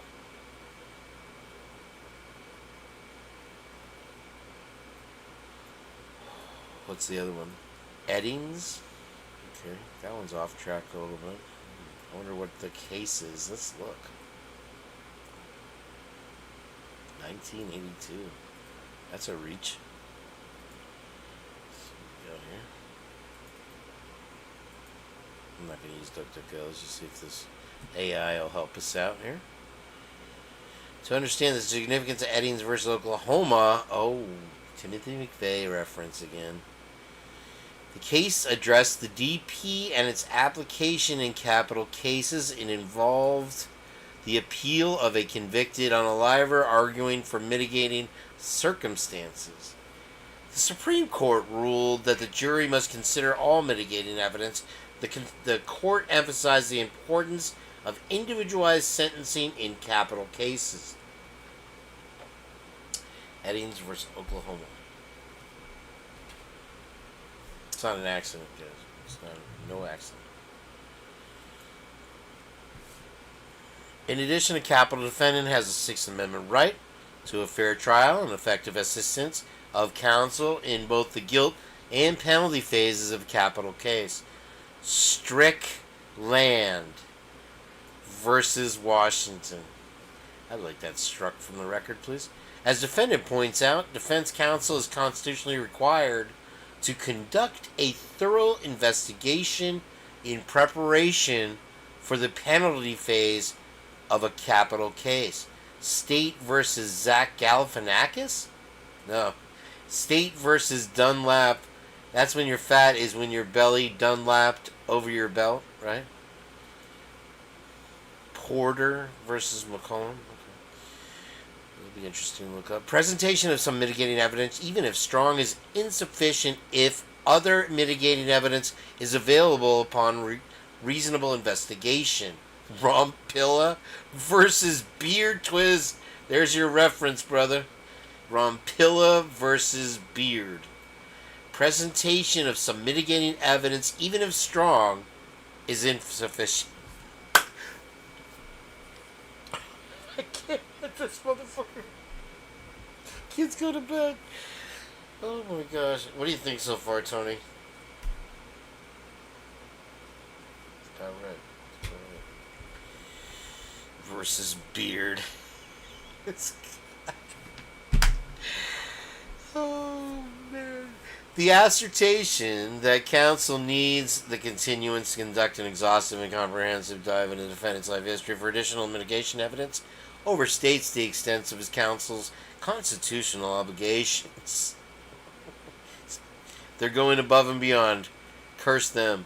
Counsel's investigation into the mitigation evidence must be reasonable. The Idaho Supreme Court and the United States Supreme Court hold that defense counsel is not required to investigate a defendant's entire life in order to proceed. This is just like the Syray thing. He's saying, oh, what do you mean? You want to talk about your mental issues? What are we going to do? Investigate your whole life? What are we going to do? We got to find out what kind of diapers he wore as a baby? Huh? What are we going to do? We'll find out what he had for lunch last week? Hey, this is all irrelevant. Even if it's strong, it's irrelevant. Even if it's strong. Let me out of this hellhole. Oh, here we go. There's Roe. State versus Roe. Wiggins and Smith.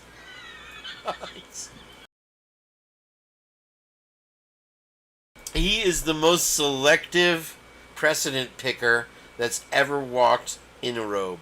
Holy crap. Holy crap.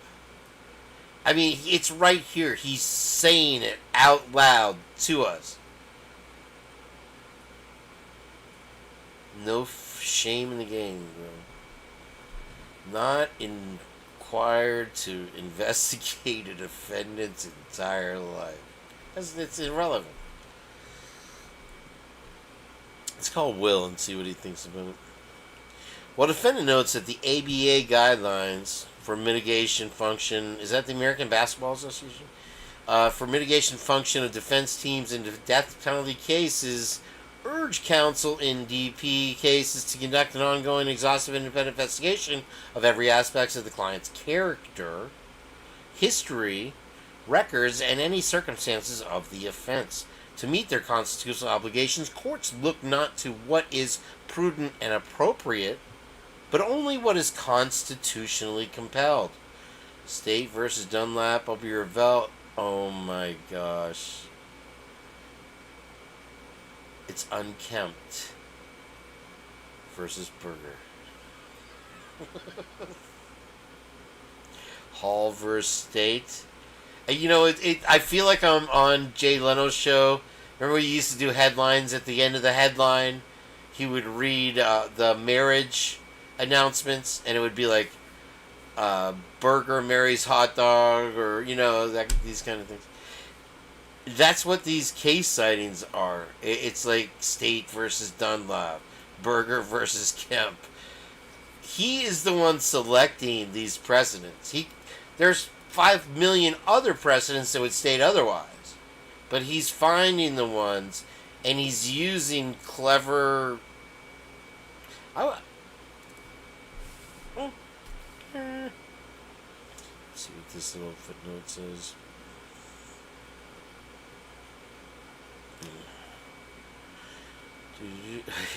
Here we go. Should have investigated her life from birth to the sentence here. Literally says the counsel were deficient in presenting her mental health workup. Let me catch up with the chat. That's moving too fast. Oh my gosh.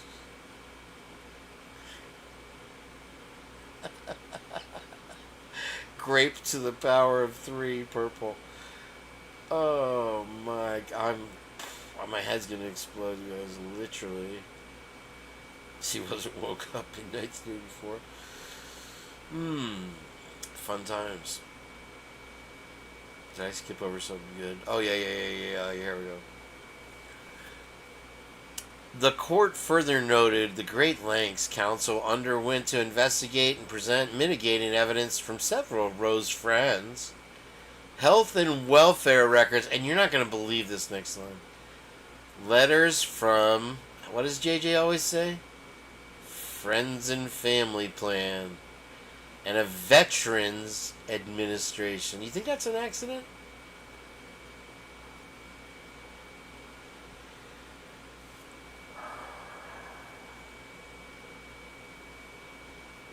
This is good. Okay, this is the investigation defendants experts have undertaken over the past 2+ years. Far exceeds that in Roe, which is looking into your entire life, and in fact readily appears to satisfy the relevant ABA guidelines cited by defendant.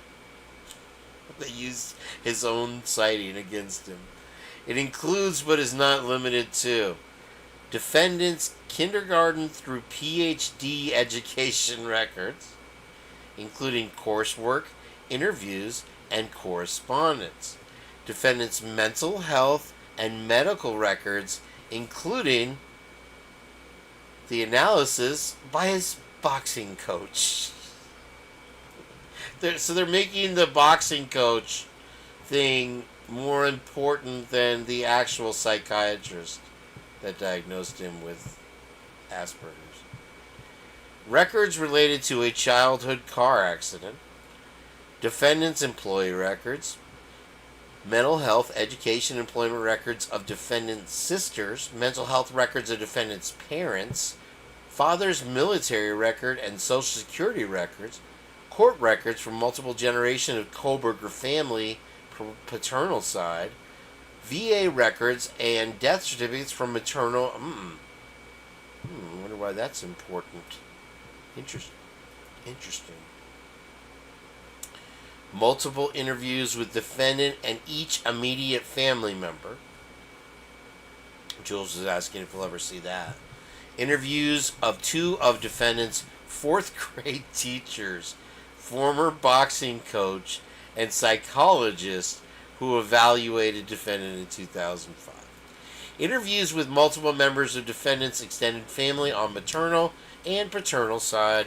Interview with defendant's professor and advisors at DeSales. Interview of defendant's former co-worker. Interviews of at least one family friend.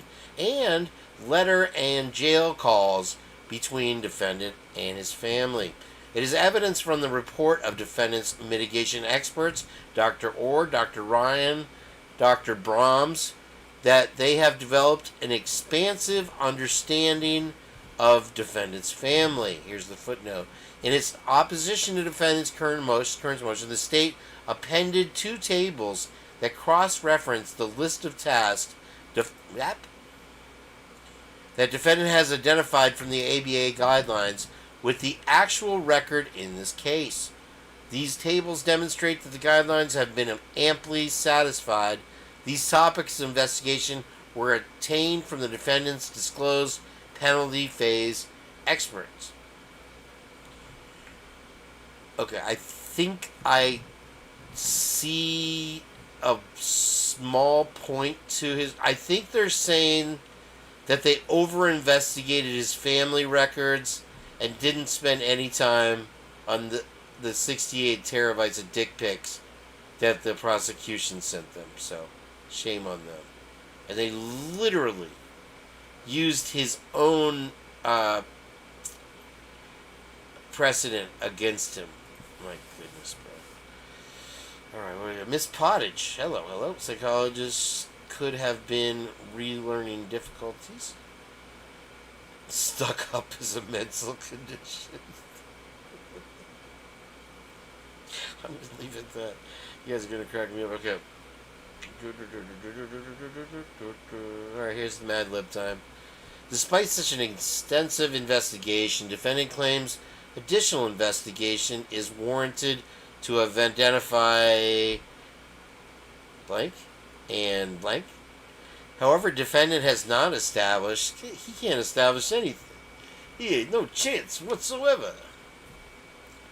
A little bit, just a little bit, you could do it just a little bit.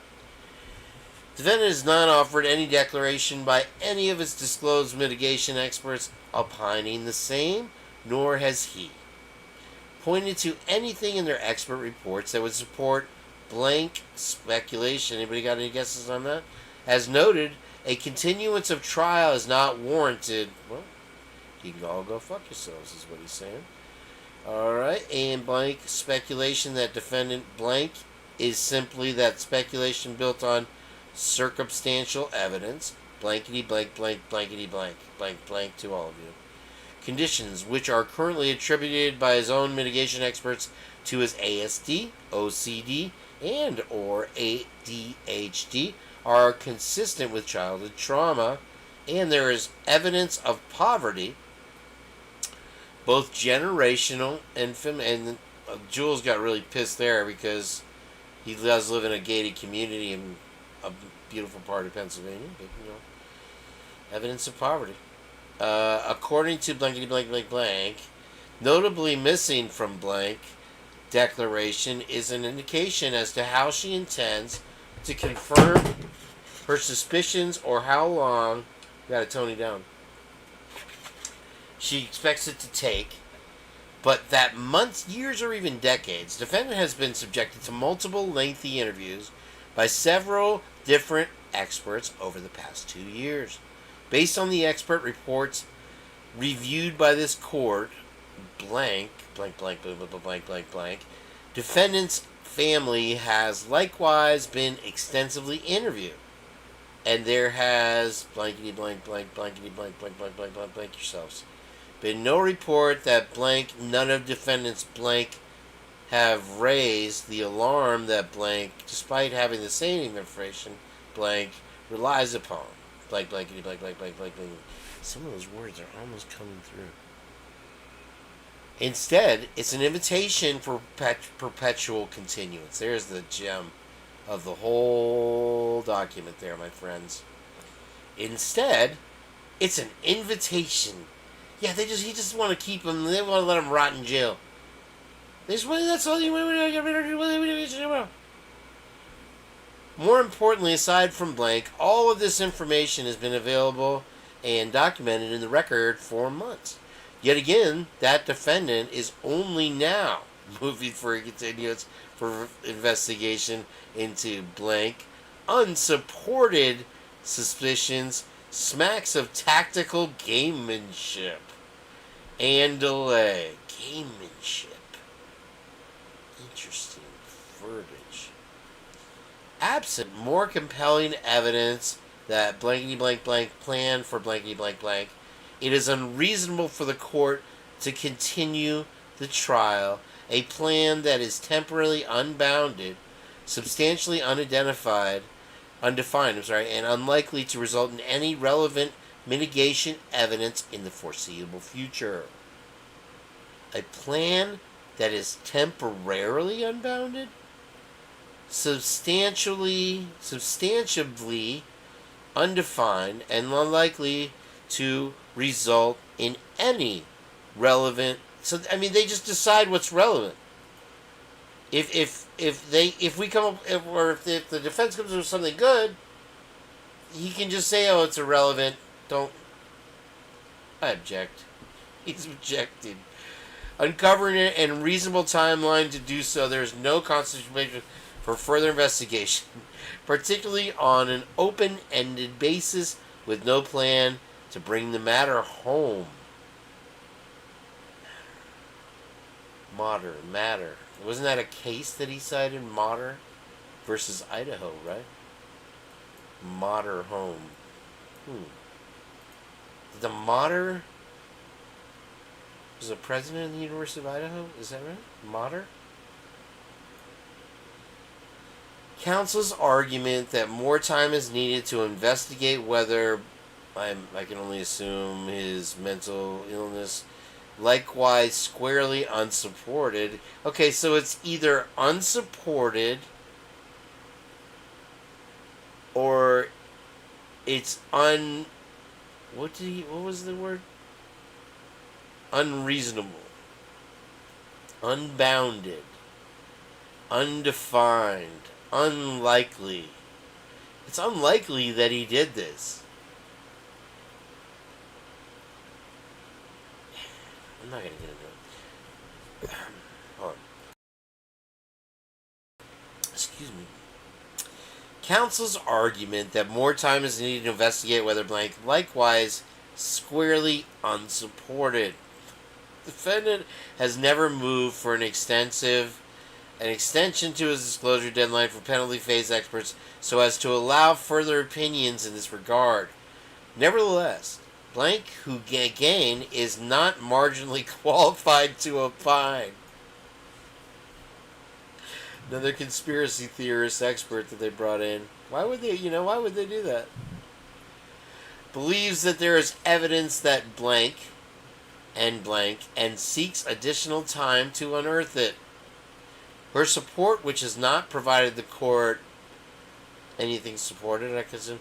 Again, not one of the defendant's blank experts who have had the same information blank has identified. Information blank, that's a weird one. Has submitted a declaration stating that they may change blank speculation that further investigation might change blank.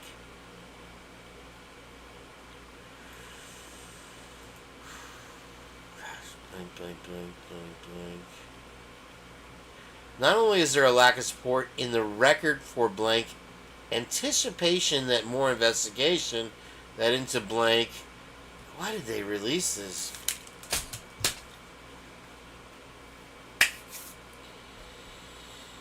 Why did they release this shit? I am.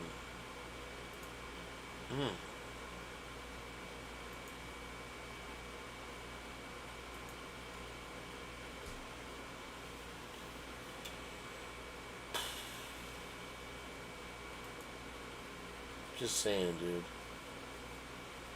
Just saying. This is an odd thing to say. This is an odd thing to say.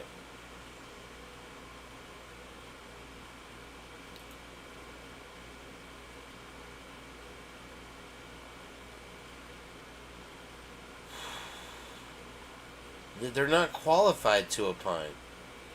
You can't opine if you're not qualified. I'm not a lawyer, neither am I the vice president. I'm also not the first unaliver. What a weird thing to fucking... Scintilla. Scintilla. This is not a test. Will be unavailable. May God be with you all. Y'all wanted an intro? Yo. I said, welcome to the Purge, where anything goes. We got Kane B as the host. Welcome to the show, where guilters get left at the door. Yo. Welcome to the Purge, where anything goes. We got Kane B as the host. Like, welcome to the show, where guilters get left at the door. And pro-burgers got all the evidence the state didn't want exposed. I said we are the news. Fuck gray hues. Mainstream media is what they use. Prosecution team sucks and they may lose. And these are just facts. I just tuned in, listening to JJ Vance. I'm spitting facts. That's Operation GCD. This the show they don't want y'all to watch, so it might be buried in your feed. So make sure you subscribe to the Purge, where you may not leave. Yo, welcome to the Purge, where anything goes. We got Kane B as the host. I'm like, welcome to the show. Welcome to the show. Welcome to the show. Welcome to the show. I'm like, welcome to the Purge, where anything goes. We got Kane B as the host. I'm like, welcome to the show, where guilters get left at the door. And pro-burgers got all the evidence the state didn't want exposed. Welcome to the Purge. Yeah. Welcome to the Purge. Yeah.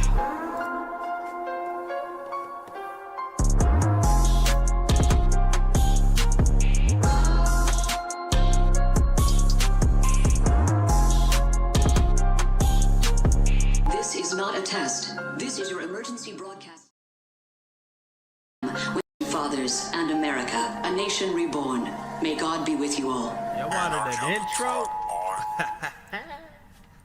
Yo. I said, welcome to the Purge, where anything goes. We got Kane B as the host. Welcome to the show, where guilters get left at the door.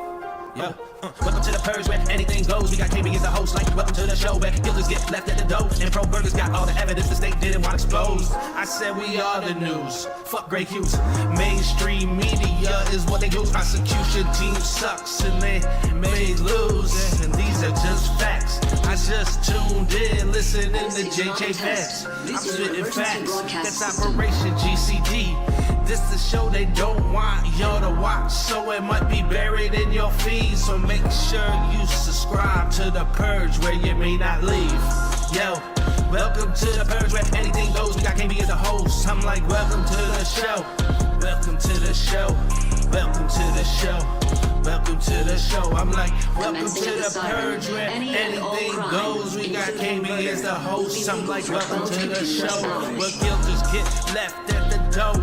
And pro-burgers got all the evidence the state didn't want exposed. Welcome to the Purge. Yeah. Welcome to the Purge. Yeah.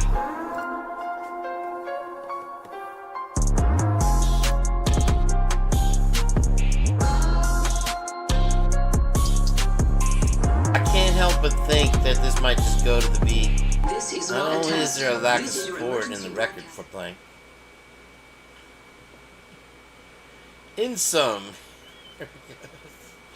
In conclusion, defendant has not demonstrated anything.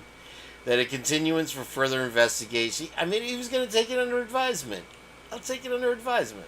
Hey, maybe I'm half browser on my brother's side. Is necessary to uphold his constitutional rights.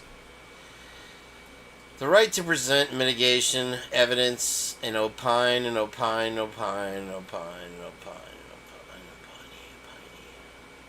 Maybe they live in Pinellas, Opine County. Moreover, defendant provides absolutely no plan for how further investigation will proceed, who will be interviewed, or how long it'll take. The Constitution does not demand, and this court is not willing to continue. There it is. To continue the trial indefinitely,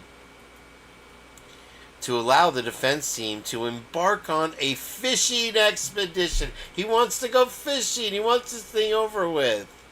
Pulling at every conceivable thread. As I walk away. How's that song go?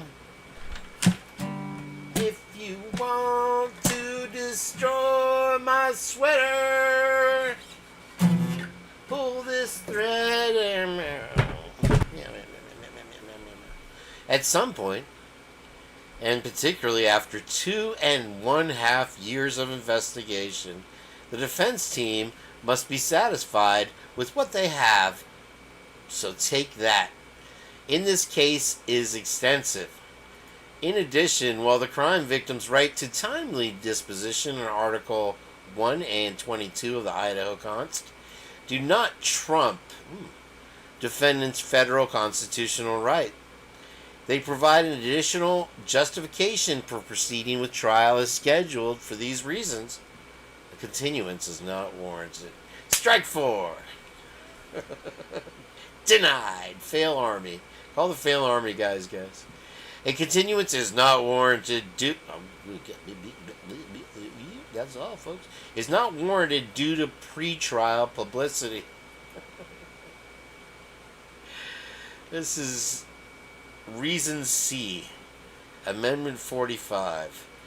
Defendant next seeks a continuance due to recent inflammatory pretrial publicity.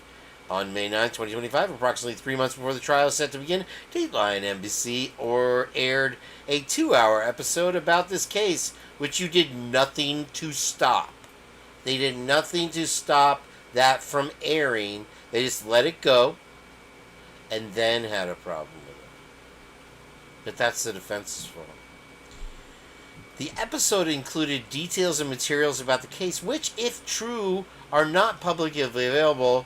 But what does it matter if they're true or not? They're not publicly available. And which promote a narrative of guilt. They said it right there. That it promotes a narrative of guilt. Narrative. Guys watching, bro. Defendant also advises that on July 9, 2025, Amazon's Prime Video is planning to release a 4-part docuseries about the homicides, and on July 14th, 2025, crime author James Patterson, old Yayo Bob's buddy, is set to release a book he wrote about the same, which we're doing nothing to stop. But it's inflammatory. How is it inflammatory in the one, but it's not relevant, substantial, or worthy of a continuance, or worthy of trying to impede from airing, being published, or broadcasted? How? Ask yourselves these questions. Contends that this media coverage so close to trial threatens his right to a fair trial by an impartial. They've done everything. That's why they brought up that have you read, seen, or heard? How dare they try to taint the jury pool when they are literally throwing the entire kitchen sink to taint the jury pool, which, whether or not it's true, it's out there, and it's being said. Defendant contends that this media coverage so close to trial threatens his right to a fair trial by an impartial jury, which can only be ameliorated by a continuance. In addition, defendant argues that a continuance is necessary to investigate the source of the leaks and to the media and impose accountability. Yes. The court does not agree, though, that either argument compels the continue. We just don't agree. I don't agree. I don't recall. What's that? Define the. Can you define the? Blank, blank, blanky, blank. However, this does not mean that the investigation and mitigation evidence has been unreasonable. It simply means that the investigation as it regards blanks did not bear all the fruit of the devil or defense counsel speculated it might bear. Bearing that fruit. Further, has provided no basis to believe that with more time or they may be the source of yet uncovered mitigation evidence. Footnote. Federal constitutional rights trump state constitutional in this case. What's this? Law of the land. Law of the land. Defendant's right to a fair trial is not denied by the pretrial publicity. We don't agree. Which is not likely to subside with time. The Sixth Amendment to the U.S. Constitution affords all criminal defendants the fundamental right to a fair trial. Strickland versus Washington. Don't cite the Constitution itself. Let's use Strickland. Strychnine. This includes the right to have impartial jurors who know as little as possible as of the case, which at this point, come on. My neighbor knows about this case. He doesn't even know about anything. Decide the defendant's guilt based on material admitted in evidence before them in a court proceeding uninfluenced by extrajudicial statements. Gentile versus State Bar of Nevada. Gentile Ben. A trial judge has an affirmative duty. That's my duty, to please that booty. To minimize the effects of pretrial publicity. Shepard. 4 Lambs. Shepard. Anyone? Bueller? Versus Maxwell. Again, this is his desk. It's Kobayashi. There's his cup of Maxwell House. Sitting right there. That's the site. That's the case I'm going to cite. In Shepard. Ooh. Wait a second. Hold your... Oh, that's 1966, Shepard. In Shepard, relied upon by defendants, the United States Supreme Court recognized the adverse effects inflammatory publicity has on the ability to obtain an impartial jury and strongly urged trial courts to act quickly and forcefully in addressing such publicity. The court further advised that where there is reasonable likelihood that prejudicial news prior to the trial will prevent a fair trial, he literally says it, the judge should continue the case until the threat abates. So just move, it'll go away. Can we just look past that there's 3 towers? She's pregnant. Here's my prediction with Shushley Buckets. She's going to have a miscarriage. Oops. Maybe she was never pregnant.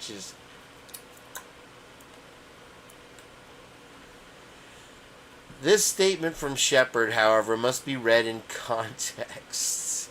So, okay, he's not only citing it, probably incorrectly, he's got to use it in his own context. The media coverage in that case is far different from that present here. Wait. Just wait a second.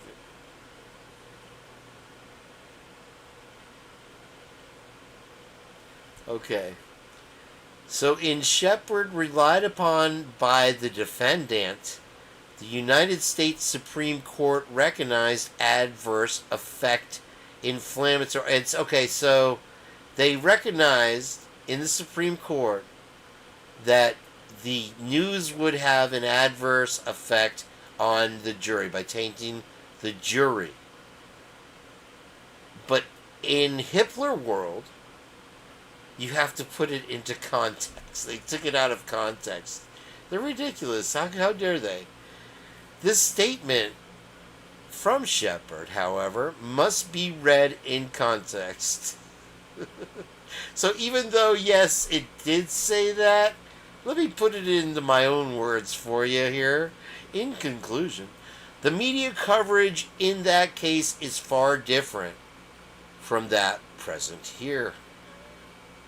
In Shepard, news reporters extensively covered the story of Sam Shepard. I thought it, okay, that's one of the astronauts, right? Sam Shepard, who was accused, or no, maybe not, okay. Sam Shepard, of bludgeoning his pregnant wife to unaliving. The court examined the extensive media fanfare surrounding the case, noting Shepard was not granted a change of venue to a locale away from where the publicity originated, nor was his jury sequestered. For months, the virulent publicity about Shepard and the murder had made the case notorious. Charges and countercharges were aired in the news media besides those for which Shepard was called to trial. In addition, only 3 months before trial, Shepard was examined for more than 5 hours without counsel during a 3-day inquest, which ended in a public brawl. So he's citing the parts of the decision that fit his narrative. Literally said it. The inquest was televised live from a high school gymnasium, seating hundreds of people. Furthermore, the trial began 2 weeks before a hotly contested election at which both Chief Prosecutor Mahone and Judge Lithin were candidates for judgeships. Let me read the chat. Hippler is right about one thing. The media coverage of Shepard was far different. It's much worse now, especially more widespread. Yeah, the fugitive. I thought you were going to say it's Fugazi. The court found there was no doubt that this deluge of publicity reached at least some of the jury, given that when the jury was questioned for the only time, 2 jurors admitted in open court to hearing the highly inflammatory charge that a prison inmate claims Shepard was the father of her illegitimate child. Nevertheless, the trial judge rejected requests by defense counsel for the jurors to be asked whether they had read or heard specific prejudicial comments about the case. Further, the jurors were subjected to newspaper, radio, and television coverage of the trial while not taking part in the proceedings, and were not allowed to go their separate ways at the courtroom without the adequate directions not to read or listen, which they all tell all jurors. The judge gave suggestions and requests to the jurors at intervals during the trial to refrain from commenting upon the case, but the jurors were thrust into a role of celebrities by the judge's failure to insulate them from reporters and photographers. Bedlam reigned at the courthouse during the trial, and news. It's the same circus that we have here, but in his context, it's not going to taint. What are the chances that they can find one person over the age of 18 that has not read, seen, or heard something about Brian Kohberger was guilty? What are the chances, you think? If months of virulent pre-trial media coverage was not enough to deny due process in Shepard, it is certainly not enough in this case. Certainly. Where the media coverage has been far less pervasive. This thing on? Is this Purge? Are we purging? Holy smackarolies. Here's another good sighting of a case. Skilling versus United States. He's skilling, alright. Wonder if he has a skilling on his desk. Kobayashi.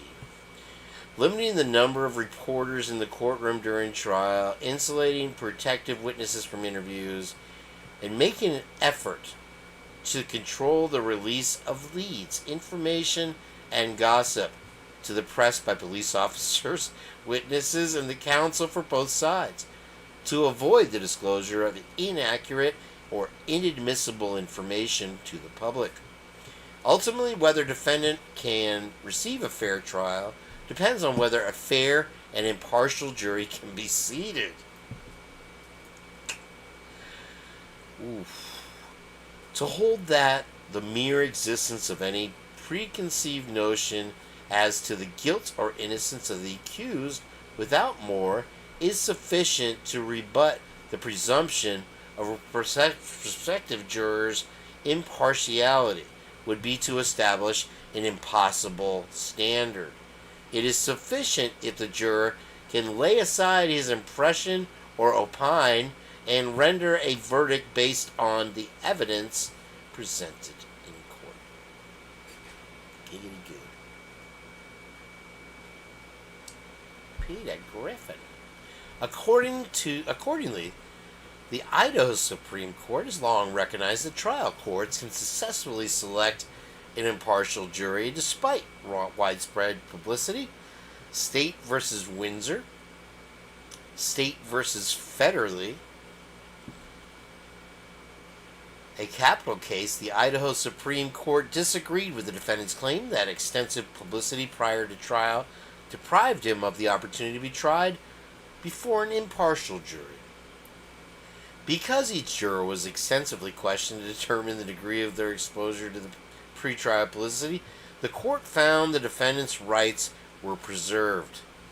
In the defendant's subsequent habeas case, the Ninth Circuit examined at length the entire voir dire process and found no prejudice, even though on the day of jury selection, the case was covered on the front page of the local newspaper as well on TV and the radio, Federley versus Pasquette. With the measures the court has already put in place to protect defendants against pretrial media coverage and the court's carefully crafted jury selection process, there is no reason to think that an impartial jury cannot be selected through a searching and robust voir dire. In addition, while continuances may be appropriate if pretrial scrutiny is reasonably expected to fade within time, it is an ineffective tool where publicity is such that there is no reason anticipate that it would nobody checks this grammar, that it would subside by any delay, which would not put off trial indefinitely. Okay, but sorry, you got the idea. Moreno Morales, United States versus Moreno the moron. Moreno the moron. Got no morals. The court observed that the Sixth Amendment's guarantee of a speedy trial is one to which the government and society, as well as the accused, has a claim, and stated that society cannot be utterly deprived of the right to prosecute and try someone for a crime within a reasonable time merely because of widespread community knowledge. In reply, defendant argues that the allotted time is not sufficient for voir dire given the vast media coverage. United States versus Dennis the Menace. Here we go again. Concluding where pretrial publicity and heated public opinion was ongoing. There was no reasonable hope that it would fade with a continuance. Here there is no assurance that the pretrial publicity will fade with time. The unalivings occurred over 2.5 years ago. The circumstances of them were provocative for college students in a small Idaho college town were brutally unalived by an unknown perpetrator. Yes, It was an immediate media sensation and garnered widespread attention that not only continues to persist but will continue to grow. You got that right. 18 months ago, defendant moved for a change of venue from Latah, due in part to the extensive inflammatory pretrial publicity and allegations made about Mr. Koberg to the public by media that will be admissible at trial. Mountain for change of venue. He argued that Latah County was not large enough to avoid the bias because by the pervasive prejudicial publicity, say that 3 times fast, defendant's motion was granted, and as a result the trial, so we already gave him that. Gave him 10 whole weeks. Those additional 10 weeks have not resulted in fading media attention. It has only given the media more time and opportunity to provide coverage to a public audience which is clamoring for answers. Are we not? The longer the public is made to sit and wait for the facts to come out at the trial, the more time there is for inflammatory and speculative stories, movies, books to circulate, and more time for prior ones to be rebroadcast, purchased, viewed, and consumed by the public. Proceeding with trial as scheduled will likely avoid negative consequences from future publicity. Thus, the court finds that a continuance is not warranted on the basis of media coverage, rather careful and patient jury selection. Fail! Denied! Man, this guy's such a dick. Allegedly. A continuance is not warranted to investigate the leak of information. Defendant also serves y'all. He's like, hey, go fuck yourselves. The jury can decide for themselves. Defendant also asserts that a continuance is necessary to accommodate the special prosecutor's investigation into the source of the leaks to the media and to impose accountability. In fact, it sounds like he's at a cocktail party. In fact, these little wieners, these little pigs in a blanket. May I have another martini, please? In fact, long ago, the Idaho Supreme Court recognized that existence of popular excitement and prejudice against the defendant is not ground for a postponement of trial in a criminal case, but may be grounds for change of venue. So you can't postpone it, but you can change the venue. And that's all I'm giving you. It's his discretion. Hippler's discretion. That's what you should call your book if you're going to write a book. The clamor of speculation. Oh, I threw that opine in there. He said something close to it, but I threw it out there. With regard to the Dateline episode, here he listed the books, he listed the movies, he listed the rebroadcast. Yet he is making no effort to prevent them.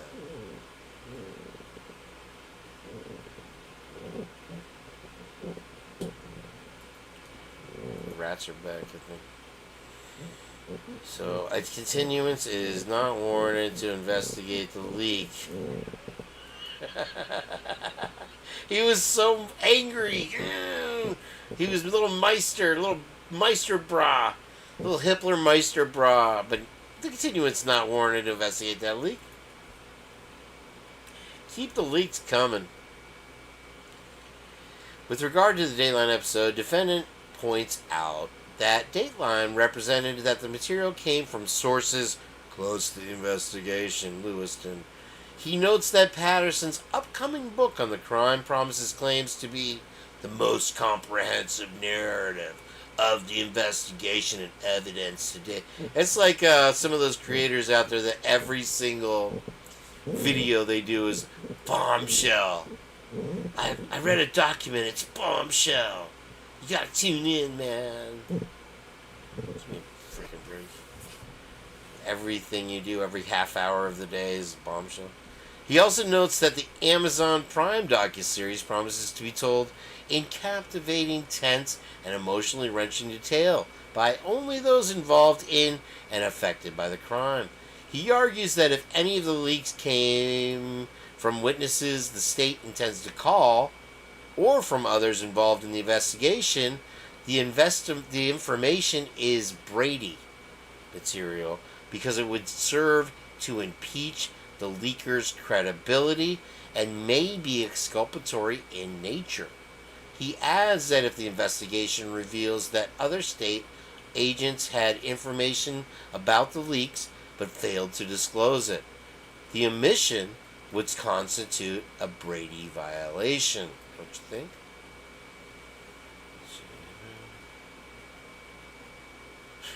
He cobbled it together.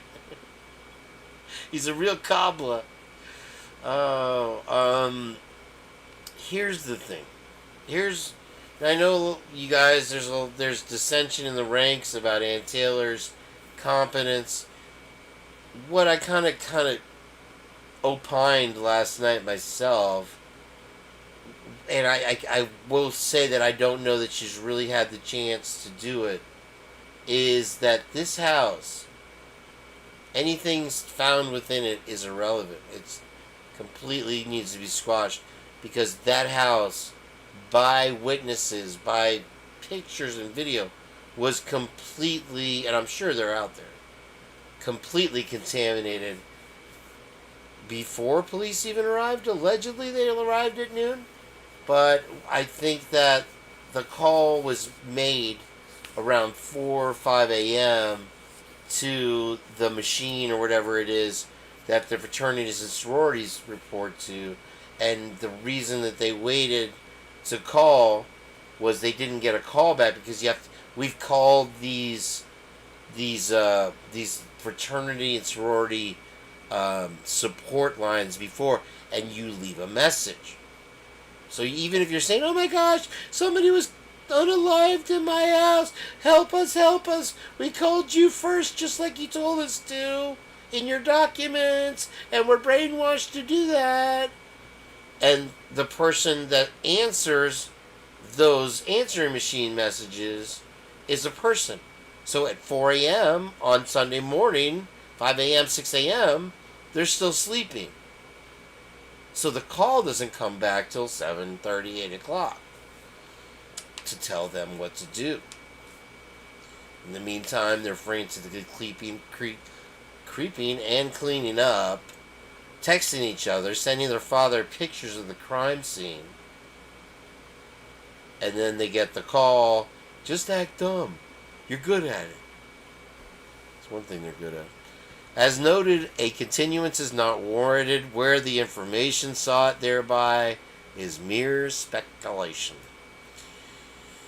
Roe, here you are again. Defendant's Brady argument is built on a house of speculative assumptions. Get your tin hats, folks.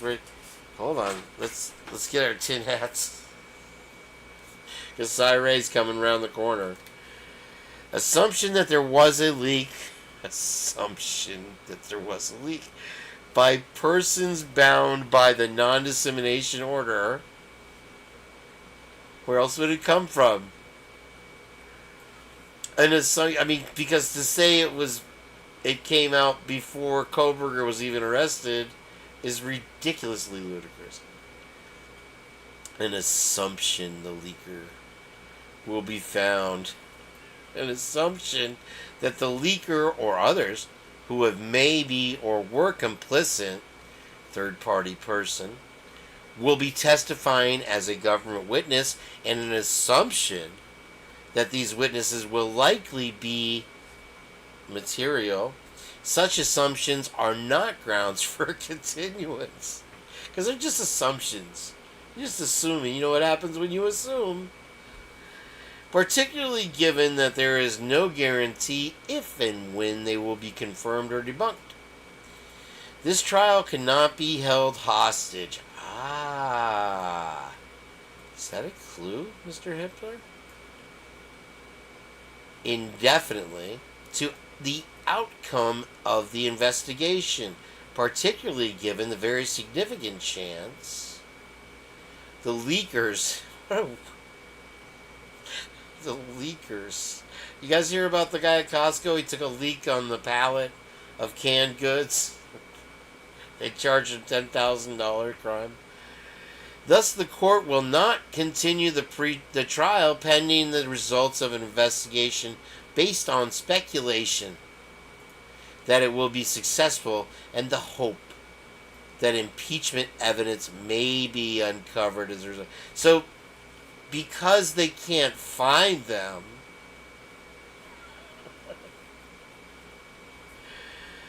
and that, my friends, is denied. Guilty. The evidence in this case against PK is that there is no evidence.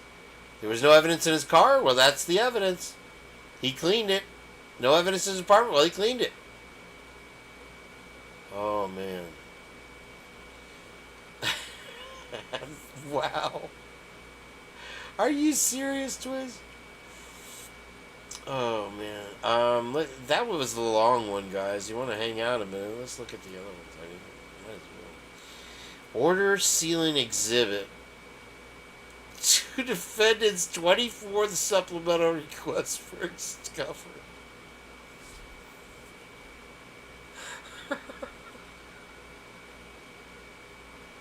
He wrote that right before he went in there and said that they've given him everything that they could give. Work with what you got. There's a couple surprises up our sleeve. Amended scheduling order. Interesting. It's getting late. Oh, it's only 1:21. It's early by Purge standards. I'm going to go over some news with you guys real quick if you don't mind. Let's see if we got anything here. Ashley Jennings still listed as senior deputy prosecuting attorney here in today's document. Interesting. Amended scheduling order. Sealed proceedings with the court and counsel will take place on July 28th. Oh, you roll your eyes. Through August 1st. Jury selection will commence on August 4th rather than July 30th. Well, that's interesting. And continue until a jury is seated. Oh. That's good news for me, because that'll give me a little more time to save a couple bucks to get there. I'm probably going to have to take a bus, Twiz. It's okay. We got your ride when I get there, right? I hope. You can pick me up at the bus depot. I don't think I can even afford an Uber over there. Signed by Stephen J. Hippler. Denied. What a douche. Allegedly. Defendant's motion to seal exhibit to defendant's 24th supplemental request for discovery. Eyes break from that for me. Welcome to the Purge, where guilt is get left at the door.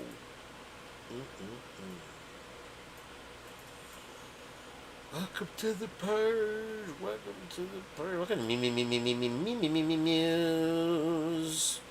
Okay. This is great. Let me get this up for you. That's what she said. Hold on. Stop with this business. This is great. Hold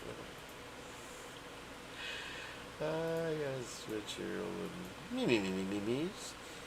Two young bears escaped from their enclosures at a UK wildlife park and devoured a week's worth of food store honey before falling asleep, the park said on Tuesday. Mitch and Lucy, both aged 4, got out of their enclosures at Wildwood Devon in southwestern England on Monday afternoon. The pair made a beeline for their food store where they scoffed snacks, including 7-day supply of honey. A park statement said the park released video of Lucy devouring the food and looking very pleased with herself.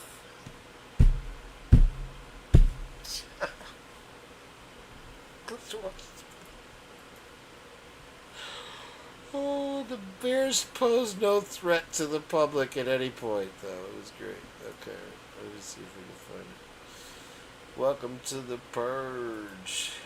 There she is. Looking very...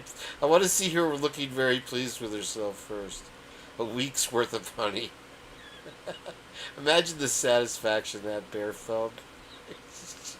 She not only got to it, but she ate it all. And then just settled in for a nap.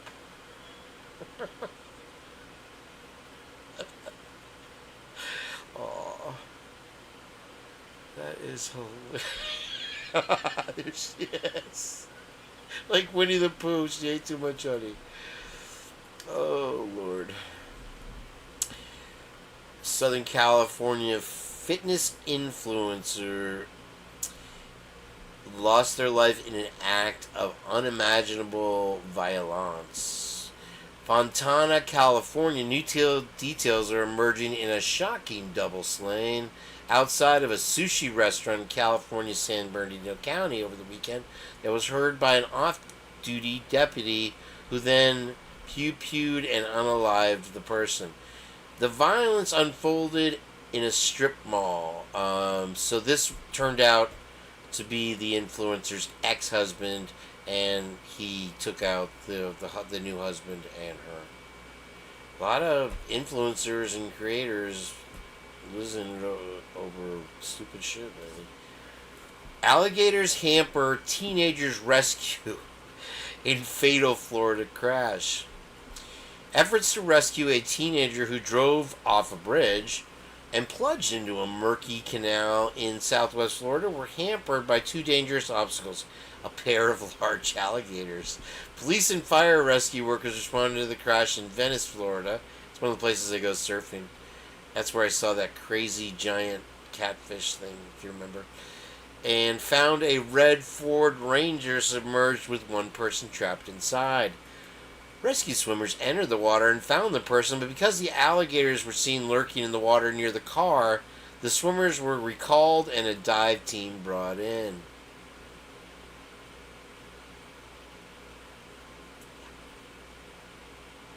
Florida be wild, as Twiz says.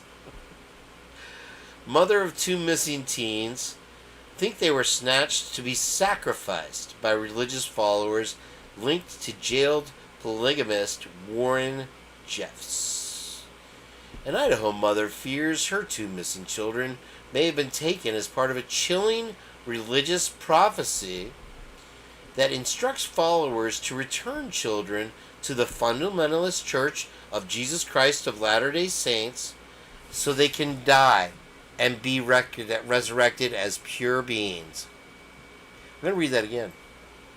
An Idaho mother fears her two missing children may have been taken as part of a chilling religious prophecy that instructs followers to return children to the fundamentalist Church of Jesus Christ of Latter-day Saints so they can die and be resurrected as pure beings.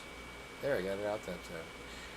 Elizabeth Roundley, a former member of the polygamous Mormon fundamentalist group, says her 13-year-old son, Alan Lorand Fisher, and 15-year-old daughter, Rochelle Lorraine Fisher, disappeared Sunday night while she was attending family Bible class.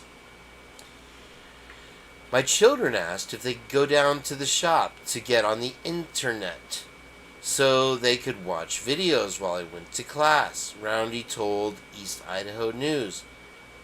I allowed them to do it, and that wasn't very smart of me. I let them go down there, and when I came back to get them, they were gone. Somebody came by the shop and hauled off with them. Roundley said she believes the abduction was carried out by members of the cult-like group, including her older daughter, 18-year-old Elintra D. Fisher, who vanished under similar circumstances in 2023 and has not been heard from since. That's the 15-year-old daughter. Very creepy picture, though, isn't it? She also suspects the children's father, here we go again, Nephi Fisher, may be involved, she told East Idaho News. After relocating to Idaho, she spent 18 months in a custody battle with her ex, and she got full custody. This is not the first time a child has disappeared from Roundy's home. In January, her daughter, then 17, was reported missing. Roundy believes may have been played a role in their disappearance. I believe they were watching and waiting for the right moment, she said. I've seen their vehicles driving by, even past the shop where the kids disappeared Friday night. An Amber Alert was issued Monday, and tips have been coming in from across the country. Investigators initially believed the teens may have been taken in a gray Honda or a Hyundai sedan with Utah plates. But Jefferson County authorities now say they have not confirmed information about a suspect vehicle. Wherever they are, they're in hiding, Roundy said, but I wouldn't be surprised if they're still close by, waiting for things to settle before moving them again. There's the 13-year-old boy. Roundy described her close relations with Alan and Rochelle, especially in recent months. Alan often slept on a couch in her room, and Rachel experiences frequent nightmares. Regularly shared a bed with her mother. The family had recently taken a trip to a water park in North Idaho. I wonder if they made her wear that dress at the water park. Very odd. I'm kicking myself for letting him go like I did. I've stayed right with them for years, always watching. I let my guard down for a couple hours. What that mean? I don't know. Her concern is heightened by recent FLDS teachings, including a 2022 revelation from imprisoned FLDS member Warren Jeffs, directing followers to concentrate and return their children to the church by any means necessary and prepare them to become pure by dying and being resurrected. Jeffs arranged child marriages between men in the cult and underage girls and is serving a life sentence for child stuff. It's terrifying, Roundy said. The things they told us to do when I was still part of it, they were erratic and manipulative. You never know what they're capable of. Rochelle, who has blue eyes and brown hair in braids, was last seen wearing a dark green prairie dress. Alan has sandy blonde hair, blue eyes, and was wearing a light blue shirt, jeans, and a back slip-on shoes resembling Crocs. I'm very concerned about their well-being, and of course, I'm missing them very badly.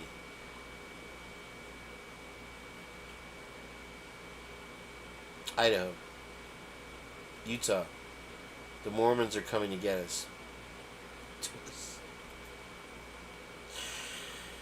Okay. Is anybody still here? I haven't seen the chat move in 20 minutes. Brief written by ChatGPT and hallucinated situations to support their argument. Chelsea Whitaker! Nice to see you. I wonder if she's ready for me. Boom. Oh, I nailed it. I won this round, Chelsea. Oh, the fireball. Yeah, that's in here. That's in here. Are people okay from that? Okay, let's see. I was kind of I don't know.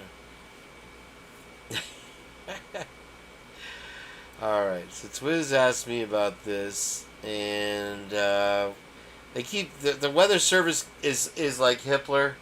They can't make up their mind on whether or not it was a tornado. But it's a possible tornado in Largo, which is my town. The National Weather Service issued severe thunder. We had it again today. But I have the video coming up here. Possible to. I mean, you literally see the house get ripped off its foundation. I thought this was interesting. As North Korea... Kim Jong-un watches swimmers use water slide as North Korea opens huge beach resort to boost tourism.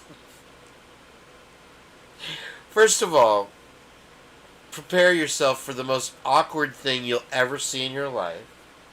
And then, what tourism is North Korea looking for? Who's going? Hey, where you going for your vacation, Fred? Headed to North Korea for a couple of weeks. We're gonna go to this new water park they opened.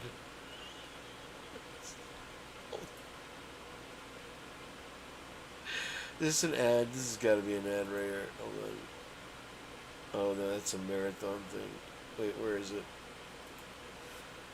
There he is. Hold on. Not yet. Wait for it. Oh, it must be. Maybe it's in another article I have about it. It's literally him sitting next to a water slide in his suit with his legs crossed, watching people come down the water slide. This is similar. This will give you the idea. It's just the most awkward thing you've ever seen. Hopefully I have it. Here's the tornado from yesterday. Now, my trailer, which is, I'm about 4 blocks away from where this happened yesterday. And it survived the hurricane, 100-mile-an-hour winds, but I can only assume this house did too. So I don't know. But the Weather Service Hipplered the call of whether it's a tornado or not. This is wild. 20 people in South Carolina were struck by a single lightning bolt. Now, the previous day, 12 people in Florida were struck by a lightning bolt. And so South Carolina always seems to be having to outdo Florida in our disasters. It included 12 children and 20 people. It was clear skies, from what I understand. Everybody lived, and they tell you this is like here's the news nowadays. Hey, here's a link. How people are struck by lightning. It's the most worthless shit you can put in there. All right, I think this is. Hold on, let me hide this so Trish doesn't have a heart attack. Let's see.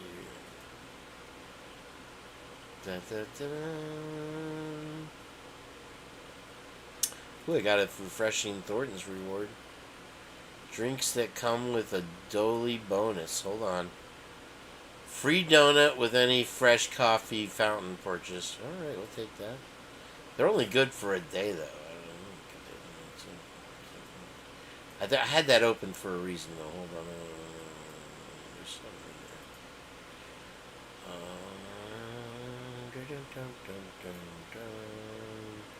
I think something Rochelle sent me here.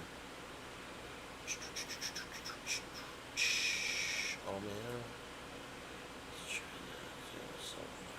Yeah, Rochelle, here it is. Oh, wait. We'll get back to it. We'll see what's up. Okay, here we go. Sorry.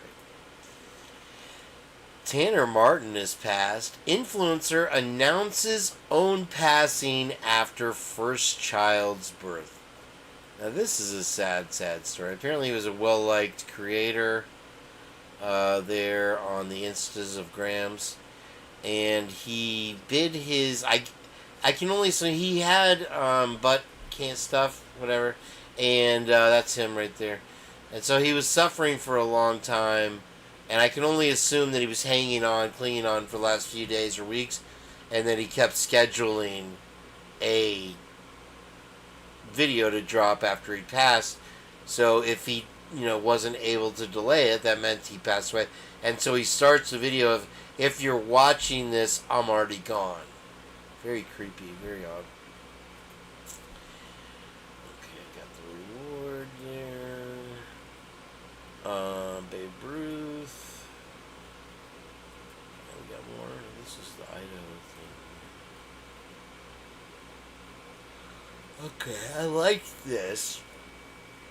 I don't like it, but I like it the same at the same time.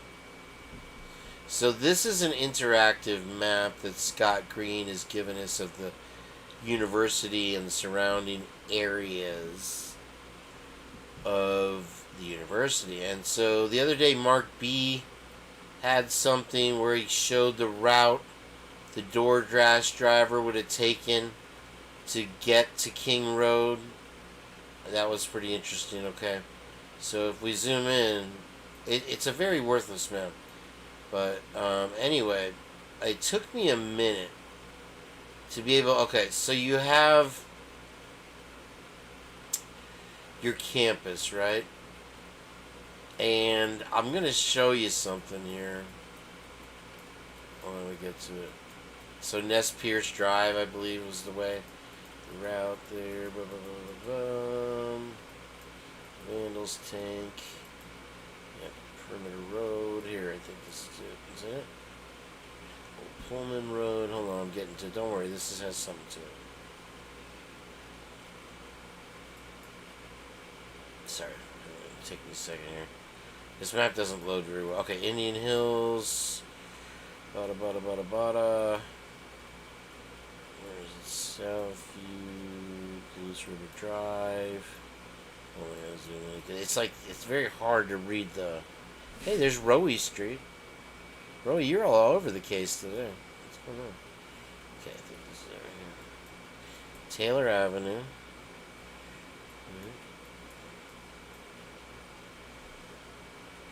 Louder. Boyd, where is it? Darn it. It's driving me crazy now. I'm clearing the waiting room right now. Okay, here it is. Okay. Alright. This, you know, we don't live there, so it's very hard to get an idea of where the lay of the land, so to speak, right? So, the green area is the campus. Okay? Here's your Kibbe Dome. You got your water tank over wherever there. The outdoor field. I think the Olive Garden, or the Memorial Garden, I'm sorry. The unmemorial garden is right around here. And that's the old building with the clock, I believe, right there. Okay, so here's the edge of campus, right? Look at this. When you say that this is an off-campus house, it is off-campus by... It is barely off-campus. Look at where King Road is. King Road actually goes right to the road that if you go on the other side, there's the campus. And they use that to keep it... Look, there's Sigma Chi is technically on campus, right? And you can see Sigma Chi from their house. It's like, you know, a block over. So I just thought, I found that very interesting. That you're inches away from being on campus. That was very striking to me. Sorry, I don't know if you guys are interested in that. I just wanted to mention it. What point are we at right now? 3 hours. Okay, good. I'm going to take that C hair word out. Sorry, I apologize, ladies. It's not a pleasant word to say. I have some of these I wanted to watch with you. They're very odd. They do not stop getting odder every time. I mean, it is wild, wacky stuff. And I see what they're trying to do. They're trying to follow these social media trends. But they do it in a way that's so odd. Like here, they have a report of the crime in the Hyundai, and it's all done to media spec. It's nuts. It's nuts. Anyway, we'll get back to all that. This is the damage that was done to dozens of homes in Largo here down the street. So you can see that they took it pretty hard. We've had a tough couple years, or a year anyway, with the hurricanes that we had. And it's a lot of work to get these things back, you know, and there's no real insurance. They won't insure trailers. The kitsch about trailers is they're registered at the DMV like a vehicle. because it's on wheels, you see? So that's how you kind of beat the system with the whole thing. And for the most part, there's very nice ones down here. Many of you would be very happy to live in them, believe me. You know, and there's older ones and whatever. But they are more susceptible, especially the older ones, weren't built to hurricane specs. So anyway, mine's tough. Mine's too tough for you. This is just the report there about the teens. I'm not going to play it. Here's the fireball. And I haven't followed up on it. This is the South Carolina, Georgia deal. You can see this, pretty crazy. And they're saying it's a meteor. So I don't know if people thought it was aliens. And this is from Heather's neighborhood in Ohio. And I have actually a good video of this. Not the non-ABC version. Yeah, go away.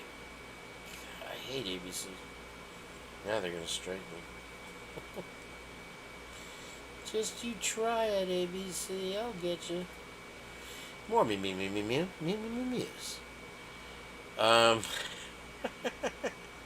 Invasive Asian needle ants with fatal stings infiltrate twice.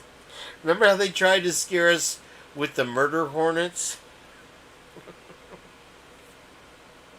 They call them murder hornets. How have they invaded 20 states? Somebody brought them in their suitcase, these invasive murder ants. They're gonna get you. The Mormons are coming for us. That's my favorite line ever. If you can use the word potato wedges in a song, you're all right by me.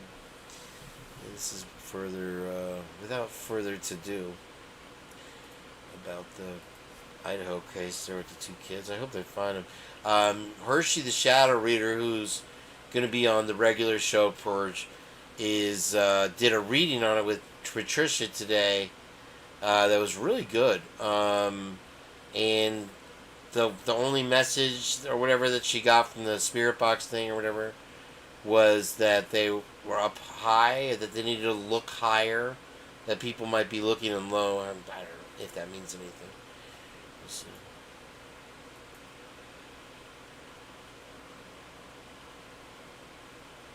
Listen, you should, if you can, stick with Windows 10. I know they're going to stop supporting it soon. But look, when you get to Windows 11 and whatever it is, 12 now, it's out of control. You have no control whatsoever with it. Stick with 10.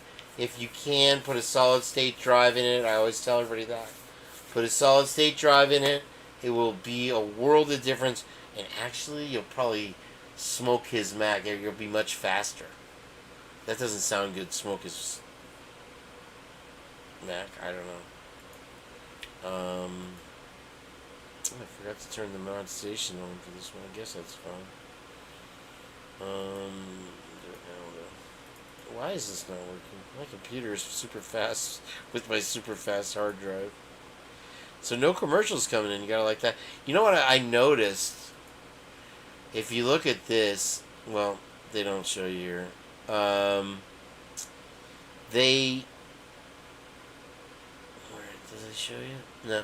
Well, anyway, at the beginning of the show, they'll ask you when you're making the thumbnail or whatever.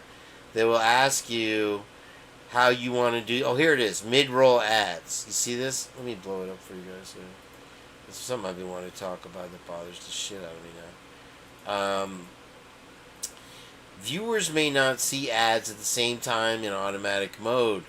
You'll still be able to manually insert ads, automatic or scheduled modes. So I put manual because during my live, I don't want there to be interruptions where if you're vacuuming or taking care of the kids or out to lunch, you can enjoy the show without being interrupted by some 20-minute commercial for Depends or something. You know, it's terrible. It would be one thing if they had 10 to 20, 30-second ads and they were reasonable, but they stick you with these real estate commercials. It's terrible. So I disable it as much as possible to have mid-roll ads in my videos. However, here's where they get you. When it becomes a video that's already been broadcast live, now it's just a regular video that you click on. I was watching one of my videos, and sure enough, even though I didn't select it, the mid-roll ad popped up, and I was like, you know, you can't win. There's no way to deny it. So I mean, I would just prefer to have an ad when you come in, an ad when you leave. Anyway, all right, folks. I'm gonna shut it down. I am Boobity Beat, and I hope everybody gained a little fun out of it tonight, and maybe you learned something. Okay, so take care of yourselves. I'll see you on Monday or Tuesday, probably maybe Sunday. I might do a weekend live. You never know. But thank you for joining me today. I appreciate you guys, and I hope you enjoy the rest of your night on Baby Friday. Should I respawn? I'm back. Have a good night, everybody. Thank you very much. I'm back.